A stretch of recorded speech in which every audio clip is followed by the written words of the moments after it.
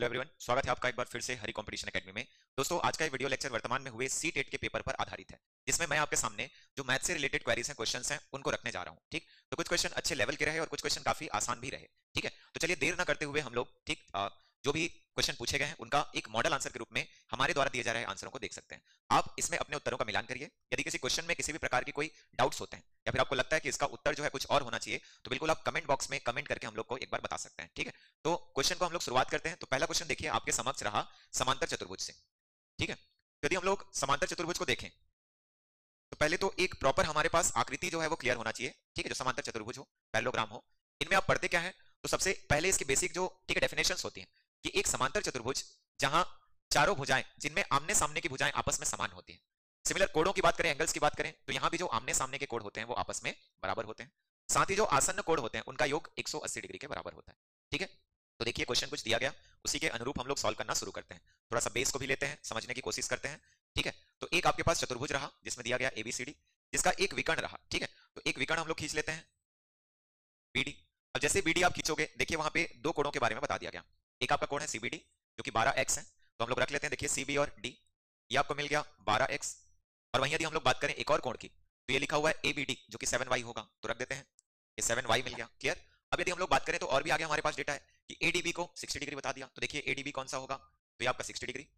और वहीं से यदि हम लोग देखें तो सीडीबी को दिया है 28 डिग्री।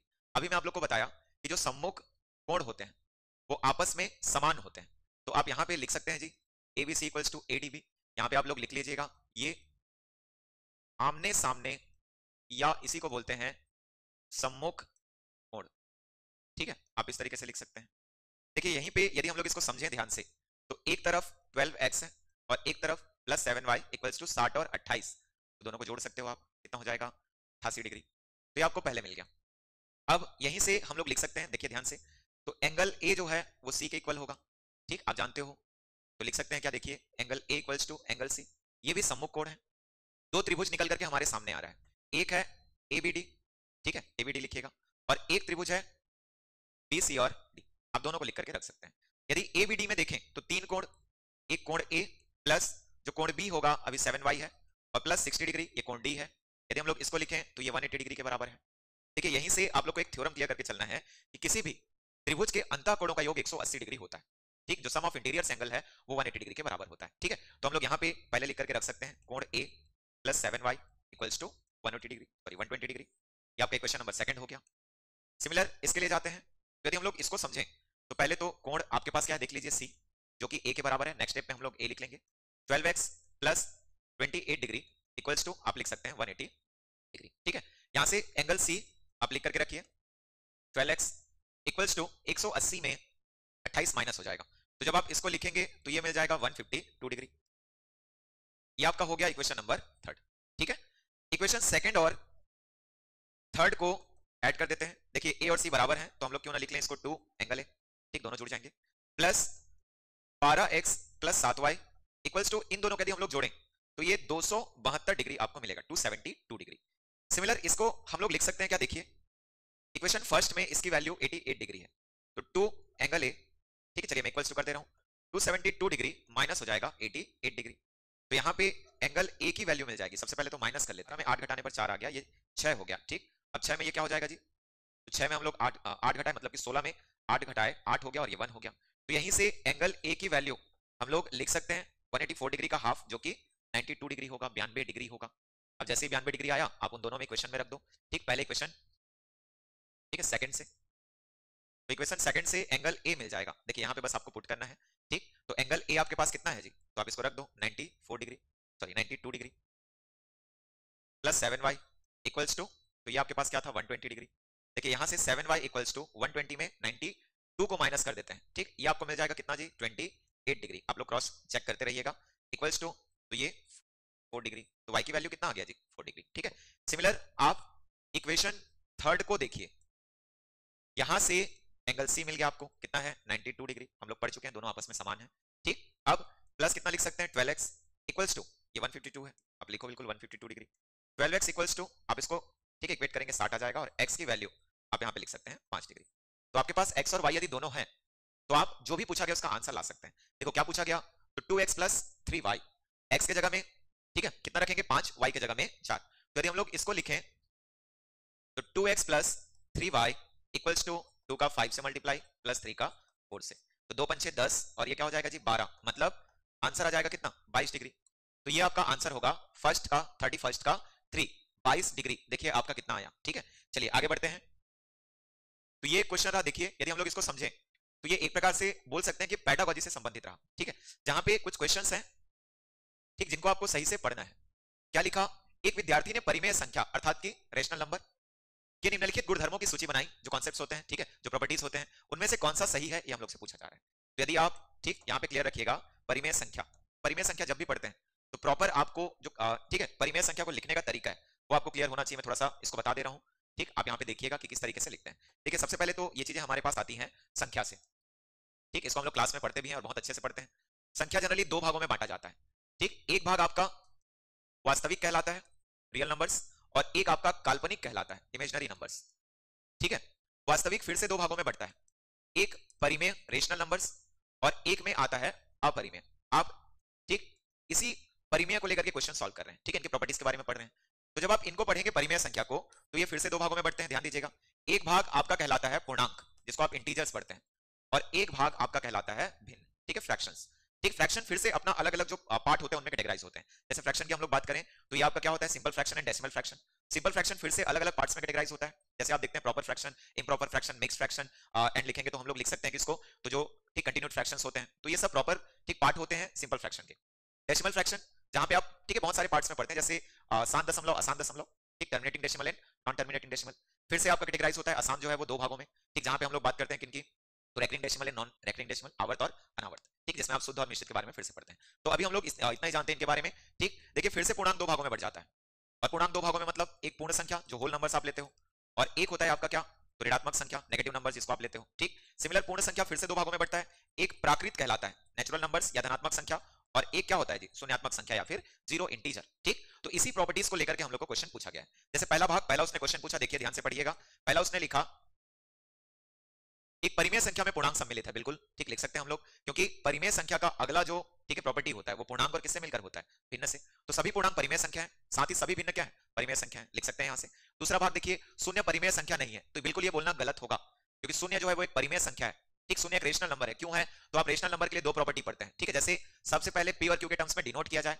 ठीक, तो हम लोग यहाँ पे लिखते हैं पहला property q not equals to zero. Similar दूसरा हम लोग लिखते हैं p and q both are integers. ठीक है, दोनों के दोनों पूर्णांक होते हैं। तो सेकंड वाले तो ऐसे ही फुलफिल कर रहा है। पूर्णांक तीन भागों में होता है, कौन कौन सा तीन भाग, पहला आप पढ़ते हैं धनात्मक, दूसरा ऋणात्मक और तीसरा शून्यात्मक। तो शून्यात्मक में शून्य होता है इसलिए दूसरा वाला फुलफिल कर गया। पहले वाले की बात करें, कुछ लोगों को कंफ्यूजन होता है, याद रखना पी के बारे में जीरो नहीं बोला है। ठीक है, यहाँ पे किसके बारे में बोला, क्यू, क्यू शून्य नहीं होना चाहिए। जबकि जीरो जब भी आप लिखते हैं तो जीरो के नीचे में ठीक शून्य को छोड़कर कुछ भी हो सकता है, चाहे तो आप पॉजिटिव नंबर्स लिख सकते हैं, चाहे तो आप नेगेटिव नंबर्स लिख सकते हैं। ठीक, तो इसीलिए हम लोग बोल सकते हैं कि शून्य एक परिमेय संख्या, जबकि यहाँ पे दिया है परिमेय संख्या नहीं है, तो ये कथन बिल्कुल ठीक गलत होगा। नेक्स्ट वन देखो, सभी भिन्न परिमेय संख्या है, तो मैं आप लोग को यहीं पे बोला सभी भिन्न क्या होते हैं, परिमेय संख्या होते हैं। तो इस आधार पे हम लोग बोल सकते हैं पहला और तीसरा सत्य है, जबकि दूसरा क्या होगा जी, असत्य है। देखिए आंसर क्या होना चाहिए, तो यहाँ पे आंसर हम लोग लिख सकते हैं ए और सी दोनों। ठीक, चलिए नेक्स्ट देख लेते हैं। देखिए गुणनखंड से पूछा फैक्टराइजेशन, तो फैक्टराइजेशन का प्रॉपर प्रोसीजर जो होता है आपको अच्छे से क्लियर होना चाहिए। सबसे पहले जो कॉमन ठीक है वैल्यूज होते हैं, ठीक है, या फिर हम लोग बोले कि कॉमन जो वेरिएबल्स होते हैं या कांस्टेंट वैल्यूज होती हैं, सबसे पहले उनको फाइंड आउट करते हैं और उनको वहां से बाहर निकालने का कोशिश करते हैं। देखिए क्वेश्चन जैसा कि लिखा हुआ है, ध्यान से पढ़िएगा, पी क्यूब एक्स ठीक प्लस कितना पी स्क्वायर, मैं ब्रैकेट ओपन कर दे रहा हूं, प्लस है इसीलिए साइन एज इट इज हो जाएंगे, तो पी स्क्वायर वाई, यहाँ पे देखिए माइनस है तो साइन चेंज हो जाएंगे, p y minus p z, और ये माइनस क्या है जेड। गुणनखंड बोला है जी, ध्यान रखिएगा गुणनखंड का मतलब होता है फैक्टर्स। ठीक, आप उनको फैक्टराइज करिए। तो जब इसको हम लोग लिखेंगे पहले इन दोनों में देख लेते हैं। ठीक, ध्यान से करिएगा, क्वेश्चन बहुत ही ज्यादा क्या है, सिंपल है। तो इन दोनों में कॉमन वैल्यू है पी स्क्वायर और एक्स। पहले वाले में पी स्क्वायर एक्स लेने पर पी बचेगा, जबकि दूसरे वाले में कुछ नहीं बचेगा, क्या बचेगा 1। इन दोनों में तो पहले माइनस साइन कॉमन आ रहा है, माइनस साइन ले लेते हैं। अब इन दोनों में देखा जाए तो हम लोग p और y को कॉमन पा रहे हैं, तो p और y लिख लेते हैं। यहाँ पे क्या बचा जी p, और यहाँ पे बच गया 1। ठीक, अब इन दोनों में ले लेते हैं, तो फिर से माइनस कॉमन है, तो माइनस में हम लोग लिख लिए, और इस बार यदि हम लोग देखें तो केवल z कॉमन आ रहा है, और यहाँ पे लिखेंगे p प्लस 1। देखिए इतना सिंपल था। तीनों में फिर कॉमन वैल्यू, तो p प्लस 1 बचा क्या, तो p square x minus p y minus z. इस आधार पर हम लोग बोल सकते हैं कि ये दोनों फैक्टर्स हैं, गुणनखंड है, क्योंकि और हम लोग इनको अलग अलग भागों में तोड़ नहीं सकते। क्लियर, आंसर हमारा क्या होगा, तो देखिए सबसे पहले पी स्क्वायर एक्स किस में है, तो सब में हम लोग को पी स्क्वायर एक्स मिल रहा है। दूसरा माइनस पी वाई, तो इसमें भी माइनस पी वाई, और देखें तो यहाँ पे माइनस पी वाई, ये तो प्लस है, तो पहले ये दोनों ऑप्शन ऐसे ही कैंसिल हो गए। लास्ट वन माइनस जेड, यहाँ पे प्लस है यहाँ पे माइनस है, तो इसका आंसर होगा कौन सा, ऑप्शन नंबर 3। ठीक, तो ये भी सिंपल सा क्वेश्चन था, देखिए आप लोगों ने क्या आंसर लिया इसका। ठीक, सिमिलर यदि हम लोग देखें तो अगला क्वेश्चन माध्यिका से संबंधित था, मीडियन। तो क्या समझते हैं आप मीडियन से, पहले आप उसको ध्यान दीजिएगा। अब सर इसमें माध्यिक लिखा है करके मत बोलिएगा, माध्यिका का मतलब होता है मीडियन। ठीक, तो मैं आप लोगों को पहले भी मीडियन के बारे में बता चुका हूं कि एक मीडियन होता क्या है। ठीक, आप एक चैप्टर पढ़ते हैं मीन मीडियन मोड। ठीक, माध्य, माध्यिका और बहुलक। तो सबसे पहले माध्यिका की यदि हम लोग बात करें तो इनको एक व्यवस्थित क्रम में ठीक पहले जमाते हैं। यदि आप समझेंगे तो इसको लिखा जाता है आरोही, या इसी की आप बात करोगे तो कहीं कहीं पे असेंडिंग लिखा होता है, कहीं बढ़ते क्रम में इंक्रीजिंग ऑर्डर लिखा होता है। तो अभी हम लोग पढ़ रहे हैं किसके रूप में, आरोही असेंडिंग। तो चलिए जमा लेते हैं आरोही के रूप में। तो सबसे पहले छोटी संख्या से शुरुआत होगी बड़ी तक, पहले 3 रहेगा, 7 रहेगा, 8 रहेगा, तो जब जब उनको लिखते जाते हो आप इनको ठीक है काटते चले जाइए। नेक्स्ट वन क्या होगा देखिए, तो यदि हम लोग उन सब में देखें तो अगला हमारे पास 15 है, अगला हमारे पास 17 है। ठीक, फिर उसके बाद हम लोग देखें तो ये 21 होगा, फिर 23 होगा, फिर 24 होगा, फिर 29 होगा और फिर 30 होगा, लिख सकते हैं। तो ऐसा करने पर हम लोग सभी संख्याओं को लिख चुके हैं। बाकी एक बार इनका जो ठीक है क्रम है, संख्या है, आप उनको भी ध्यान देना क्या क्या है, 1 2 3 4 5 6 7 8 9 और 10। यहाँ भी देखिए 1 2 3 4 5 6 7 8 9 और 10, तो हम लोग अभी तक बिल्कुल सही है। ठीक है, चलिए इसमें क्या बोला देखिए, इनका माध्यिका x है। तो मैं आप लोग को बता दूं माध्यिका निकालने का जो तरीका होता है, सबसे पहले तो नंबर ऑफ टर्म्स लिखते हैं, पदों की संख्या। देखिए कितनी है, 10। तो 10 यहाँ पे क्लियर रखिएगा, एक समपद है। ठीक है, और समपद के केस में क्या होता है, तो हम लोग दो पदों के बारे में पढ़ते हैं। दो पद कौन कौन से, तो एक तो आप लोग लिखेंगे n/2वां पद, और एक आप लिखेंगे ठीक है n/2वां प्लस 1 करके लिखते हैं ना, इसको याद रखिएगा। या फिर हम लोग इसको ठीक है लिख सकते हैं कैसे, तो n/2 प्लस 1वां पद। देखिए n/2 का मतलब 10 का आधा, तो 5वां पद है, तो ये 5वां होगा, तो ये वाला क्या होगा जी, 6वां पद। तो जब हम लोग माध्यिका निकालेंगे जो कि क्वेश्चन के अकॉर्डिंग अभी x है, तो हम लोग पहले 5वां पद की बात करेंगे। देखिए 1 2 3 4 5, तो 5वां पद 17, ठीक, फिर 6वां पद 21, दोनों को जोड़ देंगे और उसी का आधा कर देंगे, हाफ कर देंगे। तो दोनों को जोड़ के आधा कर दीजिए, चलिए बताइए क्या होगा, तो 17 और ठीक है 21 यदि हम लोग लिखें तो ये 38/2 जो कि 19 हो जाएगा। ठीक, तो x की वैल्यू हम लोगों ने फाइंड आउट कर लिया 19। लेकिन ये क्वेश्चन इतने तक ही नहीं रहा, इसने क्या बोला कि अब आप रिप्लेस करिए किसको किसको, तो 3 को 33 से और 8 को 18 से। तो जब 3 जो है वो 33 हो जाएगा, ध्यान रखिएगा 3 क्या होगा 33 और 8 क्या होगा 18। तो पदों की संख्या में तो कोई अंतर नहीं आएगा, लेकिन इनका सीक्वेंस बदल जाएगा और उनके सीक्वेंस को फिर से हम लोग को रीअरेंज करके लिखना पड़ेगा। तो जब रीअरेंज करेंगे देखिए सबसे छोटा अब 7 हो जाएगा, क्योंकि ना तो 3 रहा ना तो 8 रहा। 7 के बाद यदि हम लोग बात करें तो 15 होगा, 15 के बाद 17 होगा, ठीक, 17 के बाद 18, और आगे जब आप लिखेंगे 21 23 24 29 30 और 33, ये ऐसा हो जाएगा। ध्यान से पढ़िएगा, अभी भी 10 होने चाहिए, तो 3 3 6 3 9 और 1 10, ये हो गया। ठीक है, अब यहाँ पे यदि आप समझते हैं n का मान बदला नहीं, तो इतना जो स्टेप है ये कॉमन हो जाएगा। ठीक है, मतलब ये जो हम लोग स्टेप लिखे हैं ना इतना कॉमन रहेगा। तो 5वां पद आपके केस में चलिए निकालते हैं, 5वां पद देखते हैं क्या है। ठीक, यहाँ पे बोला कि ऐसा करने पर जो प्रतिस्थापित प्राप्त आंकड़ों का माध्यक क्या है जी, y है, तो y लिख लेते हैं। 5वां पद यहाँ पे आप लिखेंगे 21, 6वां पद 23, दोनों को जोड़ते हैं बटे में 2, तो ये आपको मिल जाएगा 44/2 जो कि कितना होगा जी, ठीक है 22 होगा। तो y की वैल्यू 22 और x की वैल्यू 19। क्वेश्चन में देखिए बोला है y और x का अंतर, तो आप लिख सकते हैं प्रश्नानुसार, ठीक, y minus x equals to 22 minus 18, ठीक सॉरी 19, तो 22 माइनस 19 इक्वल्स टू 3, तो आपका आंसर क्या होगा जी 3। यहाँ भी ऑप्शन ठीक है तीसरा मिल रहा है। ठीक, तो इस तरीके से माध्यिका को सॉल्व करते हैं, मतलब माध्यिका है क्या यदि कोई पूछे, तो सबसे पहले दिए गए पदों को आंकड़ों को ठीक है एक व्यवस्थित आरोही क्रम में, कुछ लोग बोलते हैं अवरोही में भी, तो बिल्कुल आप लिख सकते हैं, ठीक, जमा करके ठीक है उनके पदों की संख्या ज्ञात करते हैं। पदों की संख्या में आप देखेंगे तो एक तो होगा क्या संपद, जहां पे हम लोग दो पदों की बात करते हैं n/2 और n/2 प्लस 1। ठीक, यदि विषम होता तो केवल और केवल हम लोग n+1/2 देखते, ठीक है, मतलब उसका आधा कर देते। ठीक, ऐसा करने के पश्चात यदि एक ही संख्या प्राप्त हुआ तो हमारे लिए माध्यिका है, लेकिन यदि दो हुआ तो उनका योग करके आधा करने पर ठीक है जो प्राप्त संख्या होगा वो माध्यिका कहलाए। तो x19 y22 दोनों का डिफरेंस 3। देखिए अगला 35, ठीक, 35 रेशियो से संबंधित रहा, तो ये क्वेश्चन तो काफी आसान रहा जिसको आप आसानी से बना सकते थे। ठीक, तो जब भी हम लोग इसको पढ़ते हैं सबसे पहला चीज कि हम लोग इनके अनुपातों की बात करते हैं। यदि आप लिखेंगे यहाँ पे फिर 2x होगा, 3x होगा और 4x, ये आपके पास तीनों संख्याएं लिख सकते हैं। क्वेश्चन में देखिए जैसा बोला है वैसे करना है, घनों का योग तो 33 957 है, तो घन बोल दिया मतलब 2 का आप लिखेंगे क्या हो जाएगा जी 8x3, ठीक, 3 का 27x3 और 4 का 64x3। ठीक, इनका योग बोला है, सम बोला है, सबको जोड़ देते हैं तो x3 का तो x3 रहेगा, लेकिन इनको जब आप जोड़ेंगे तो ये क्या हो जाएगा देख लीजिए 8 4 12 और 7 19 का 9, ठीक, फिर ये आपका हो जाएगा 99, कैसा लिख लिए, तो 99x3 की वैल्यू हमारे पास है 33957। ठीक, अब इसको हम लोग इक्वेट कर सकते हैं, तो जब इक्वेट करेंगे ये मेरे ख्याल से आपको x3 बराबर 343 समथिंग कुछ मिलता है। ठीक है, क्रॉस चेक करके देखेंगे, तो ऐसे करने पर x की वैल्यू आपको 7 मिल जाएगा। ठीक, अब x की वैल्यू 7 मिल गया, मतलब आंसर हमारे हाथ में है फिर से। ठीक है, उसमें क्या बोला देखिए, तीनों संख्याओं का योग ज्ञात कीजिए, तो कर देते हैं ना तीनों संख्याओं का योग, 2 3 5 और 4 9। ठीक है, तो आपको 9x मिल गया और x की वैल्यू यहाँ पे 7 है, तो जब 9x इक्वल्स टू आप लिखेंगे तो 9 सत्ते क्या हो जाएगा जी 63, और वही आपका फाइनल क्या रहेगा आंसर। तो इस क्वेश्चन का आंसर होगा आपका कितना 63, कर सकते हैं। अब जब अगला आप लोग देखोगे तो देखिए आपको बोला है, क्या बोला, बहुफलकी के शीर्षों में, बहुफलकी मतलब ठीक आपके पास फलक जो होंगे, ठीक है, जैसे इसमें आप बोला है नंबर ऑफ वर्टिसेस, ठीक, edges and faces are the polyhedron लिखा हुआ है, तो पॉलीहेड्रॉन मतलब बहुफलक जिसके कई सारे फलक होते हैं, फेसेस होते हैं। ठीक है, तो उनमें बोला गया कि v किनारी a और फलक f की संख्याएं क्रमशः 10 15 और x। तो जब इनके लिए हम लोग पढ़ते हैं एक यूलर्स का थ्योरम होता है। ठीक है, तो यूलर्स थ्योरम में हम लोग लिखते हैं, सबसे पहले क्या लिखेंगे, तो आप लोग लिखोगे v minus e plus f equals to लिखते हैं कितना 2।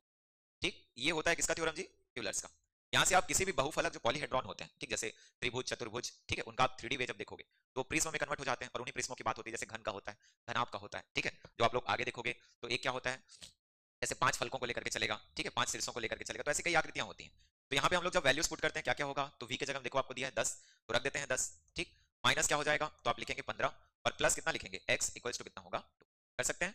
तो यहाँ पे x आपको दिया गया फलक, ठीक, किनारा दिया और क्या दिया जी, शीर्ष दिया, इनको आप इक्वेट करोगे -5 हो जाएगा, और प्लस कितना रहेगा, x इक्वल्स टू 2। इसको ध्यान रखिएगा, ये 3D शेप्स में हमेशा यूज होते हैं। ठीक है, तो x की वैल्यू हम लोग को मिल गया 7, इसका मतलब 7 क्या होगा देखो, तो 7 को हम लोग लिख सकते हैं, 7 हमारे पास क्या है, फलक है। क्वेश्चन में क्या बोला जी, तो 3x - 2, तो 3 का मल्टीप्लाई 7 से -12 है, तो 21 में हम लोग को 12 घटाने बोला है, जो कि क्या होगा 9, तो हमारा आंसर इसके लिए क्या हो जाएगा ऑप्शन, ठीक है 2।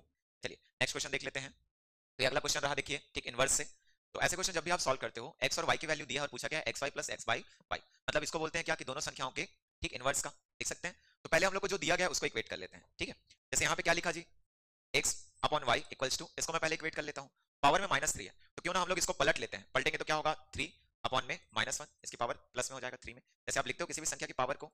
ठीक है, ये सपोज लिखा हुआ है a इक्वल्स टू m की पावर -1, तो a इक्वल्स टू जब लिखेंगे तो 1 बाई m की पावर लिख सकते हैं, ठीक है, प्लस में 1, ऐसा हो जाएगा, मतलब वो पलट जाता है, रेसिप्रोकल में कन्वर्ट हो जाता है। ठीक है, तो इसको हम लोग क्या लिख सकते हैं जी, x by y equals to 27 upon में 1 है, लेकिन किस में रहेगा, माइनस में, क्योंकि 3 की पावर है। ठीक, ये मिल गया, लिख सकते हो। अब इसी में बोला गया देखो डिवाइड है ना, तो इसको भी हम लोग लिख लेते हैं, चलो पूरा एक साथ लिखते चले जाते हैं। अब जब डिवाइड है तो इसको भी लिख लेते हैं, पहले तो डिवाइड का केस ही रखे रहते हैं, फिर से पलट देते हैं, पलटेंगे तो क्या होगा जी 3/2, और पावर में इस बार क्या रहेगा 4, लिख सकते हैं, ये कुछ इस तरीके से हो गया। अब देखिए यहाँ पे थोड़ा सा ध्यान देते चलिएगा, इसको मैं इक्वेट करूंगा तो ये 27 अपॉन में क्या रहेगा 1, ठीक है, माइनस में ऊपर लिख दिया। अब डिवाइड को यदि हम लोग लिखें, चलो अभी डिवाइड ही लिख लेते हैं, ये कितना हो जाएगा जी, तो आप इसको लिखोगे 81 81, और बटे में क्या रहेगा 16, ऐसा रहेगा। ठीक, यदि हम लोग इसको फिर से लिखें तो -27/1, और इस बार मैं डिवाइड को चेंज कर रहा हूं मल्टीप्लिकेशन से, और ये हो जाएगा कितना, तो फिर से ये रेसिप्रोकल में कन्वर्ट, 16/81, 27 से 3 बार कैंसिल होगा 81, मतलब इसकी वैल्यू मिल गई हम लोग को -16/3। ठीक, इसकी वैल्यू x अपॉन y की। क्वेश्चन में दोनों को जोड़ने बोला है, जोड़ देते हैं, पहले तो रेसिप्रोकल निकाल लेते हैं, x upon y equals to -16/3, तो हम लोग लिख सकते हैं y upon x equals to -3/16। ठीक है, उसी का रेसिप्रोकल, दोनों को पहले जोड़ने की बात की जा रही है, तो जोड़ते हैं पहले क्वेश्चन के अकॉर्डिंग, क्या क्या होगा, तो -16/3, ठीक, माइनस हो जाएगा 3/16, ठीक है, पावर में क्या है -1, तो पहले सॉल्व करेंगे, दोनों का एलसीएम ले लेंगे, ये हो जाएगा 48, ठीक, माइनस में तो 16 का स्क्वायर 256, ठीक, माइनस माइनस तो फिर लिखेंगे 9, ये ऐसा हो जाएगा। ठीक, अभी भी पावर में क्या है जी -1, दोनों को यहाँ पे ऐड कर देना, तो 256 में 9 जुड़ जाएगा, तो 256 में 9 जुड़ेगा तो आप लिखोगे 265, वो भी माइनस में, बटे में 48 है, पावर अभी भी -1 है, तो चेंज कर दो रेसिप्रोकल के रेस्पेक्ट में, तो 48 अपॉन 265 रहेगा किसमें, माइनस में, आंसर आप लिख सकते हैं कितना, ठीक है, तो ऑप्शन 4, ठीक, ये आपका फाइनल आंसर रहेगा। ठीक, चलिए तो अगला क्वेश्चन है देखिए, concept was labelled as schema by, ठीक, द्वारा अवधारणा को स्कीमा के रूप में नामांकित किया गया था, तो ये तो मेरे ख्याल से सबका आंसर सही होगा, कौन है, जीन पियाजे, बेसिक क्वेश्चन है, ठीक, स्कीमा की अवधारणा, तो उनके लिए कौन हो जाएगा, पियाजे, ठीक, ऑप्शन नंबर बी। ठीक, नेक्स्ट 139, ये बहुत ही अच्छा क्वेश्चन है, प्यारा सा क्वेश्चन रहा कि इफ x की value 1.011 plus 10.11 minus 12.101 plus 0.1011, then what should be the added to x to get the sum as 1.1। ठीक है, मतलब आप x में ऐसा क्या जोड़ेंगे कि योगफल आपको 1.1 के रूप में प्राप्त हो। तो जैसे इस क्वेश्चन में हम लोग मान के चलें, कुछ बच्चों का क्वेश्चन गलत भी रहा है, ठीक है, जैसे हम लोग एनालिसिस किए, कुछ बच्चों से पूछे तो उनका आंसर ये बहुत ही सिंपल वे में गलत कर दिया। ठीक, तो जैसे हम लोग समझें, देखिए क्वेश्चन में बोला कि x में आप क्या जोड़ेंगे, तो बिल्कुल बोलिए y जोड़ेंगे, क्या हो जाएगा जी 1.1। क्लियर, x की वैल्यू क्वेश्चन में गिवन है 1.011 प्लस 10.11 माइनस 12.101 प्लस 0.1011, ठीक, प्लस y, इतना तो x की वैल्यू है, इक्वल्स टू क्या होगा 1.1। ध्यान रहे आप y की वैल्यू निकालने जा रहे हैं, तो क्यों ना इसमें हम लोग जो प्लस वाली वैल्यूज है उनको पहले ऐड कर दें, और उसके बाद जो भी मिलता है उसको दूसरी साइड लेके चलें, और वही हमारा आंसर होगा। ठीक, तो यदि हम लोग इसको समझते हैं तो पहले क्लियर करिएगा कौन कौन सा जुड़ेगा, तो कौन कौन सा जुड़ेगा जी? 1.011, ठीक, 10.11 और 0.1011, ठीक, हम लोग तीनों को जोड़ लेते हैं। तो तीनों को देखिए, जिनको दिक्कत होता है ना, आप बिल्कुल ये सब करिए, क्योंकि ये बोनस क्वेश्चन है जो आपको दिए जाते हैं, ठीक। अगला 10.11 और लास्ट वन है 0.101 और 1। देखिए पॉइंट के बाद मैक्सिमम नंबर ऑफ डिजिट्स किसमें है? नीचे में 4 है, तो बाकी में भी 4 कर लीजिए। इससे क्या होगा? जोड़ने में आपको आसानी होगी, ठीक। लास्ट कॉलम 001 1 हो गया, 101 2 हो गया, 11 2 हो गया और 11 कितना होगा? 2। इधर कितना हो जाएगा जी? 11। ये इतना मिल गया, क्लियर है आपको, ठीक। तो यदि हम लोग इस तरफ को समझें तो पहले तो 11.22 2 और 1 आ गया, माइनस 12.101, एक और जीरो में लगा देता हूं ताकि पॉइंट के बाद 4 डिजिट कर सकें, प्लस y इक्वल्स टू, इसको भी हम लोग वैसे ही लिख लेते हैं। आगे देखिए, यदि हम लोग इतने को फिर से इक्वेट कर दें तो डेटा भी क्लियर रखिएगा, माइनस में मिलेगा, क्योंकि माइनस वाली वैल्यू क्या है? बड़ी है, ठीक। यदि हम लोग इसको समझें तो 12.1010, ठीक है, इसके साथ 11.222 है, ठीक। अब इसको इक्वेट कर लीजिए। देखिए सबसे पहले तो इनको घटाने आना चाहिए आपको, क्लियर है। यहां से तो 10 में 1 घटेगा, क्या लिखेंगे? 9, क्लियर। ये 0 हो गया तो यहां से हासिल लेंगे, ये 10, फिर ये 10, 10 में 2 घटा 8, ठीक। ये 9 रहेगा तो 9 में 2 घटेगा 7। सिमिलर यहां से एक हासिल ले आते हैं, ये 10 हो जाएगा, 10 में 2 घटेगा 8। ये आपको मिल गया 0.8789, लेकिन माइनस में, क्लियर। क्योंकि कुछ लोग यहीं से क्वेश्चन को गलत करना शुरू किए, ठीक है। इधर डेटा होगा minus 0.8789 plus y equals to 1.1, ठीक, 000, then y equals to 1.1 000 plus ये माइनस की वैल्यू राइट हैंड साइड जाने पर प्लस हो जाएगा और 0.878 और 9 आपको मिलेगा, ठीक। कुछ लोग क्या किए, तो यहां पे 1.1 000 में इस वाली वैल्यू को घटा दिए हैं, ठीक है, मतलब किसको घटा दिए हैं? 8789 को, और घटाने के बाद आंसर कमेंट कर रहे हैं कि सर इसका आंसर तो ऑप्शन सी होगा। तो आप बिल्कुल वहां पे गलत हो, ठीक है। आपको क्वेश्चन को ध्यान से पढ़ने की आवश्यकता है। उसमें बोला है कि आप क्या जोड़ेंगे, तो जाहिर सी बात है जब आपको x की वैल्यू माइनस में मिल रहा है तो आप 1.1 से ज्यादा ही जोड़ोगे। कितना ज्यादा?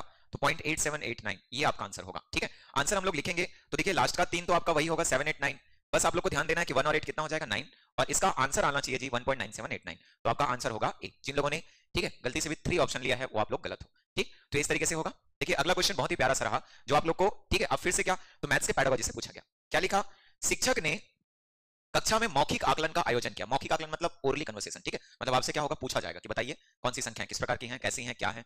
तो यह पता चला कि राम, ठीक, देखिए एक नाम आया राम, ठीक, तो राम नाम आ ही गया तो हम लोग फिर से, ठीक है, आज आपको एक बधाई देते हैं क्योंकि आज रामलला का आगमन फिर से, ठीक है, पुनः अयोध्या में हुआ है, ठीक। तो इसके लिए आप सभी समस्त भारतवासियों को, ना ही किसी पार्टी विशेष को, ठीक, सभी भारतवासियों को इसकी बहुत बहुत शुभकामनाएं। आज का ये दिन आप सभी के लिए मंगलमय हो, साथ ही आपकी जो मनोकामना है वो पूर्ण हो, ठीक। तो इसी शुभकामनाओं के साथ, जैसे कि रामलला का आगमन हो ही चुका है, तो चलिए राम के बारे में क्वेश्चन भी पूछा गया तो पढ़ ही लेते हैं क्या है, ठीक। क्या लिखा? राम विषम सम अभाज्य और भाज्य जैसी सभी प्रकार की संख्याओं की यथार्थ रूप से परिभाषा बता सकता है। मतलब जो भी क्या होंगे, even numbers, odd numbers, prime numbers and composite numbers, ठीक, क्या होता है, कैसे डिफाइन करना है, इस चीज को राम भली भांति जानता है। लेकिन क्या लिखा? परंतु जब संख्याओं का समुच्चय दिया गया तब वह संख्याओं को सही रूप से पहचान नहीं पाया, ठीक। मतलब कई सारी संख्याएं एक साथ बंच में, बंडल में जब दिया गया तो वो सही रूप से उनको समझ नहीं पाया, ठीक। उपरोक्त परिस्थिति के लिए निम्नलिखित में से कौन सी अति उपयुक्त है? तो इसमें लिखा राम की स्मरण शक्ति अच्छी है परंतु अभ्यास की कमी है। Ram has good memory but lakhs practice, ठीक, तो ये भी हो सकता है। देखिए इसमें लगता सब सही है, लेकिन कौन सा ज्यादा सही होगा, उपयुक्त होगा, उसको चूज करना होता है, ठीक है। जैसे Ram has good memory but lacks concentration, ठीक, Ram has good memory but lacks conceptual understanding, ठीक। तो यहाँ पे एकाग्रता की कमी आप नहीं बोल सकते, ना ही अभ्यास की कमी नहीं बोल सकते। अभ्यास जनरली हम लोग न्यूमेरिकल जो, ठीक है, इक्वेशंस होते हैं उनके लिए प्राय हम लोग अभ्यास बोलते हैं, जबकि जनरल जो डेफिनेशंस होते हैं, ठीक, कॉन्सेप्चुअल जो, ठीक, कॉन्सेप्ट्स होते हैं, मेमोरीज होते हैं, उनके लिए हम लोग ऐसा कुछ नहीं बोल सकते, ठीक। तो अभ्यास की कमी भी, ठीक, प्राय नहीं होगा, एकाग्रता की कमी भी नहीं होगा। लेकिन जैसे ही हम लोग समझेंगे अवधारणात्मक बोध, अर्थात की जो कॉन्सेप्चुअल अंडरस्टैंडिंग है, ठीक, वो चीज यदि उसमें है तो वो प्रॉपर कैटेगराइज कर सकता है सभी नंबर्स को अलग अलग तरीके से। तो इसके लिए आंसर होना चाहिए ऑप्शन नंबर सी। राम की स्मरण शक्ति अच्छी तो है, मतलब मेमोरी पावर क्या है, बहुत अच्छी है, शानदार है, लेकिन उसके लिए यदि हम लोग समझे तो कॉन्सेप्चुअल अंडरस्टैंडिंग क्या है, कम है। वो उनको कैटेगराइज नहीं कर पाता है कि कहां सम और विषम होंगे, ऑर्डर इवन होंगे और कहां पे, ठीक है, भाज्य और अभाज्य होंगे। चलिए नेक्स्ट देखते हैं। चलिए नेक्स्ट क्वेश्चन है, देखिए प्रॉफिट एंड लॉस से, ठीक, एक प्रकार से समझे तो डिस्काउंट से क्वेश्चन पूछा गया। डिस्काउंट में देखिए सबसे पहले क्या लिखा, बात हम लोग उसकी कर लेते हैं। कोई दुकानदार एक वस्तु को उसके अंकित मूल्य पर, ठीक, 28% की छूट देकर 324 रुपए में बेचता है, ठीक। यदि हम लोग क्वेश्चन को पढ़ें तो छूट हमेशा अंकित मूल्य पर दिया जाता है, डिस्काउंट देखना हमेशा किस पर मिलता है, मार्क प्राइस पर। तो यदि हम लोग लिखें क्वेश्चन में क्या क्या डेटा दिया हुआ है, ठीक, तो अंकित मूल्य आपको दिया हुआ है जी कितना, ठीक है, तो आप लिख सकते हैं इसको, नहीं बताया गया, सपोज क्या मान लिए x रुपए। सिमिलर छूट परसेंटेज जो है, यदि आप इसको क्लियर करते हैं तो ये 28% है, जबकि क्वेश्चन में विक्रय मूल्य, सेलिंग प्राइस, ये दिया गया कितना, देखिए उसको भी सॉल्व करके तो 324 रुपए, ठीक। तो ये प्रॉपर डेटा हमारे पास है, कौन कौन सा, अंकित मूल्य x, ठीक, छूट 28% और विक्रय मूल्य 324। तो देखिए एक फॉर्मूला आपको पता है, ठीक है, selling price equals to mark price अंकित मूल्य, ठीक, 100 माइनस डिस्काउंट परसेंटेज और अपॉन में क्या लिखते हैं 100, वैल्यू पुट कर देते हैं, मार्क प्राइस अननोन है, ठीक है, एक्स लिख लेते हैं। अब यहां पे आप जब लिखोगे, खास करके फ्रेशर लोग ध्यान देना, 100 माइनस 28 अपॉन 100 और सेलिंग प्राइस है हमारे पास 324, then x equals to 324 into 100 upon 72, ठीक। इसको आप सॉल्व कर लेंगे, तो जब भी सॉल्व करेंगे ये कैंसिल हो जाएगा, ठीक। सबसे पहले मान लो कैंसिल कर लिया हम लोग 36 से 2 टाइम्स और ये 9 टाइम्स होगा, यहां से हम लोग लिखेंगे ये 50, अर्थात कि x की वैल्यू आपको मिल गई 450। क्वेश्चन में यदि अंकित मूल्य पूछा होता तो आंसर हम लोग कर चुके होते 450 रुपए, ठीक। लेकिन क्वेश्चन में देखो अभी अंकित मूल्य नहीं पूछा है, क्या पूछा कि वस्तु को क्रय मूल्य पर वस्तु का क्रय मूल्य 300 रुपए। अब यहां पे मैं यदि डेटा लिखना शुरू करूं तो मैं मार्क प्राइस निकाल चुका, अंकित मूल्य अंकित मूल्य 450 रुपए जो कि अभी हम लोग को प्राप्त हुआ, क्रय मूल्य कॉस्ट प्राइस इसको आप लिखते हैं, ये क्वेश्चन के अकॉर्डिंग 300 रुपीस है। और यदि हम लोग छूट की बात करें, छूट परसेंटेज की बात करें, तो अब वो दुकानदार 18% का प्रॉफिट चाहता है, ठीक। क्वेश्चन डायरेक्ट बना हुआ है किससे, तो फॉर्मूले में रख दो आप क्या हो जाएगा, तो लिखेंगे इधर सीपी 100 प्लस लाभ प्रतिशत, ठीक है, अपॉन क्या होगा जी 100 और इक्वल्स टू आप लिख सकते हो मार्क प्राइस 100 माइनस छूट प्रतिशत अपॉन 100। ये एक फॉर्मूला होता है, यदि आप इसका यूज नहीं करना चाहते तो आप पहले इन दोनों से सेलिंग प्राइस निकालिए और सेलिंग प्राइस निकालने के बाद आप लाभ प्रतिशत निकाल सकते हैं, ठीक है। आप अपने हिसाब से चलिए आपको कौन सा ज्यादा सही लगता है। चलिए फॉर्मूला में रख देते हैं इनकी वैल्यूज, 300 यहां पे 100 प्लस लाभ मतलब आप लिखोगे 100 लाभ निकालना है अभी, ठीक है, लाभ प्रतिशत, ठीक, बटेगा क्या 100 इक्वल्स टू मार्क प्राइस मिला 450, 100 में 18 माइनस हो जाएगा, कर सकते हैं बटे में 100, देखिए 100 नीचे से कैंसिल, यदि मैं इनको कैंसिल कर दूं तो ध्यान रखिएगा ये जो होगा, ठीक, 2 बार 15 से और ये कितनी बार हो जाएगा 3 बार, तो एक तरफ 100 प्लस लाभ प्रतिशत रहेगा और दूसरी तरफ 3 इंटू ये हो जाएगा 82 अपॉन में क्या रहेगा जी 2, ठीक। सॉल्व कर लेंगे, ये 41 बार होगा और 41 का गुणा 3 से करोगे तो 123, देख सकते हैं, ध्यान से आप लोग करिएगा, ठीक है। लाभ प्रतिशत बराबर तो 123 माइनस हो जाएगा 100 और अब आपका आंसर आ जाएगा 23, तो आप लिख सकते हैं यहां पे क्या हो जाएगा, तो लाभ का प्रतिशत कितना 23, ठीक है, यही आपका फाइनल क्या होगा आंसर होगा, ठीक। वहीं यदि हम लोग अगले क्वेश्चन की बात करें तो ये क्वेश्चन देखिए, दो परिमेय संख्या का गुणनफल, ठीक है, product of two rational numbers करके लिखा हुआ है -40/3, जैसे दोनों को आप लिखोगे तो जनरली हम लोग कंसीडर कर लेते हैं x और क्या y, ठीक। आगे लिखा है यदि उन दो संख्याओं में से एक कितना है -5/2, तो आप जनरली लिख सकते हैं एक को -5/2, जैसे मान लो मैं y को -5/2 लिखता हूं तो x इंटू -5/2 और इक्वल्स टू आपको क्या मिल जाएगा जी 40/3, कर सकते हैं, दोनों का प्रोडक्ट है। तो लिखा दूसरी संख्या का व्युत्क्रम निम्न में से किनके बीच स्थित है, याद रखिएगा व्युत्क्रम बोला है, रेसिप्रोकल बोला है, तो पहले तो दूसरी संख्या निकाल लेते हैं, x की वैल्यू ये माइनस में है, अब -40/3 लिखेंगे, ये अपॉन में आ जाएगा तो क्यों ना हम लोग डायरेक्ट लिखें, तो माइनस क्या हो जाएगा जी, आप इसको लिखेंगे 2/5, कर सकते हैं क्योंकि यहाँ पे बटे में है सीधा ऊपर चले जाएगा, तो जैसे जैसे आप इक्वेट करेंगे माइनस माइनस कैंसिल, 5 से कितनी बार 8, तो ये हम लोग को मिलेगा 16/3, ठीक, लिख सकते हैं, ये x की वैल्यू है। लेकिन क्वेश्चन में इसका व्युत्क्रम बोला है, व्युत्क्रम का मतलब होता है कितना, तो आप लिखोगे 3/16, यदि इस वैल्यू की हम लोग बात करें 3/16 की, तो कहीं ना कहीं ये जो वैल्यू होगा सबसे पहले 0 पॉइंट लिखेंगे 30/16, मतलब 16 एकम क्या होगा 16, अब 14 बचेगा, ठीक, तो लगभग लगभग 0.1 के आसपास हम लोग को प्राप्त होगा, कर सकते हैं।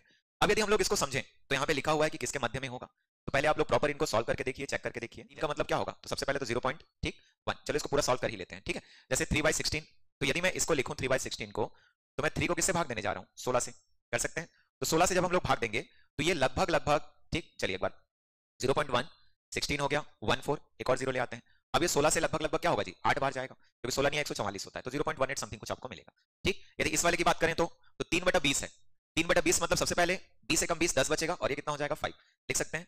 देखिए 9/15, तो 9/15 सॉरी 50, तो 9/50 को यदि हम लोग सॉल्व करें तो इसकी वैल्यू भी 0.1, अब यदि हम लोग इसको समझें तो बचेगा कितना जी 40, और 40 मतलब 50 से करोगे तो 8, तो 0.15 और 0.18 ये एग्जैक्ट है, ठीक। इसको आप लोग क्या बोलते हैं शांत दशमलव बोलते हैं, टर्मिनेटिंग डेसिमल्स, ठीक। जबकि ये एग्जैक्ट वैल्यू होगा क्या, ये 8 के बार भी कैंसिल होगा, जैसे हम लोग इसको लिखें तो ये कितना हो जाएगा 16 8 लिखते हैं तो हम लोग लिखते हैं 128 लिखते हैं, तो इसको 128 मतलब 12 आगे भी ये इक्वेट होगा, ठीक है, एक 0 लगाएंगे फिर से 16 से हम लोग फिर पढ़ेंगे, ठीक, मतलब 16 का फिर से हम लोग लिखेंगे तो कितनी बार 7 बार, ठीक, और इसको आप लिखोगे तो 100 क्या होता है 12, मतलब 187 मिल गया, तो पहला ऑप्शन तो हमारा क्या हो गया जी कैंसिल, संभव नहीं है क्योंकि 18 के बाद में वो रुक जाएगा, ठीक। अगला यदि हम लोग देखें तो ये कुछ है, तो यहाँ पे ये 0.18 आएगा और कहां तक, तो जब आप इसको लिखोगे तो 0.20, ठीक। तो हमारा आंसर यहाँ पे क्या होना चाहिए जी, तो 0.18 समथिंग समथिंग मिल रहा है, इसलिए ये बीच में होगा, मध्य में होगा किसके, तो ऑप्शन लिख सकते हो आप सेकंड के, ठीक है, 0.18 टू 0.20 आंसर होगा हमारे लिए कितना, ठीक है 2। तो ये आपका 42 नंबर का क्वेश्चन था, देखिएगा, ठीक। अगला देखिए, ये भी बहुत एक अच्छा सा क्वेश्चन है, जैसे ये यूज्ड टू होते हैं जब आप लोग एलसीएम और एचसीएफ पढ़ते हो। इसने लिखा कि कक्षा 6 की गणित की शिक्षिका ने अपने विद्यार्थियों के समक्ष निम्नलिखित प्रश्न रखा, तो यदि आपका कॉन्सेप्ट क्लियर है तो आप इन क्वेश्चनों को भी भली भांति आसानी से बना सकते हैं। क्या लिखता है, प्रातःकालीन सैर में 3 व्यक्ति एक साथ चलना आरंभ करते हैं या प्रारंभ करते हैं, लिख सकते हैं।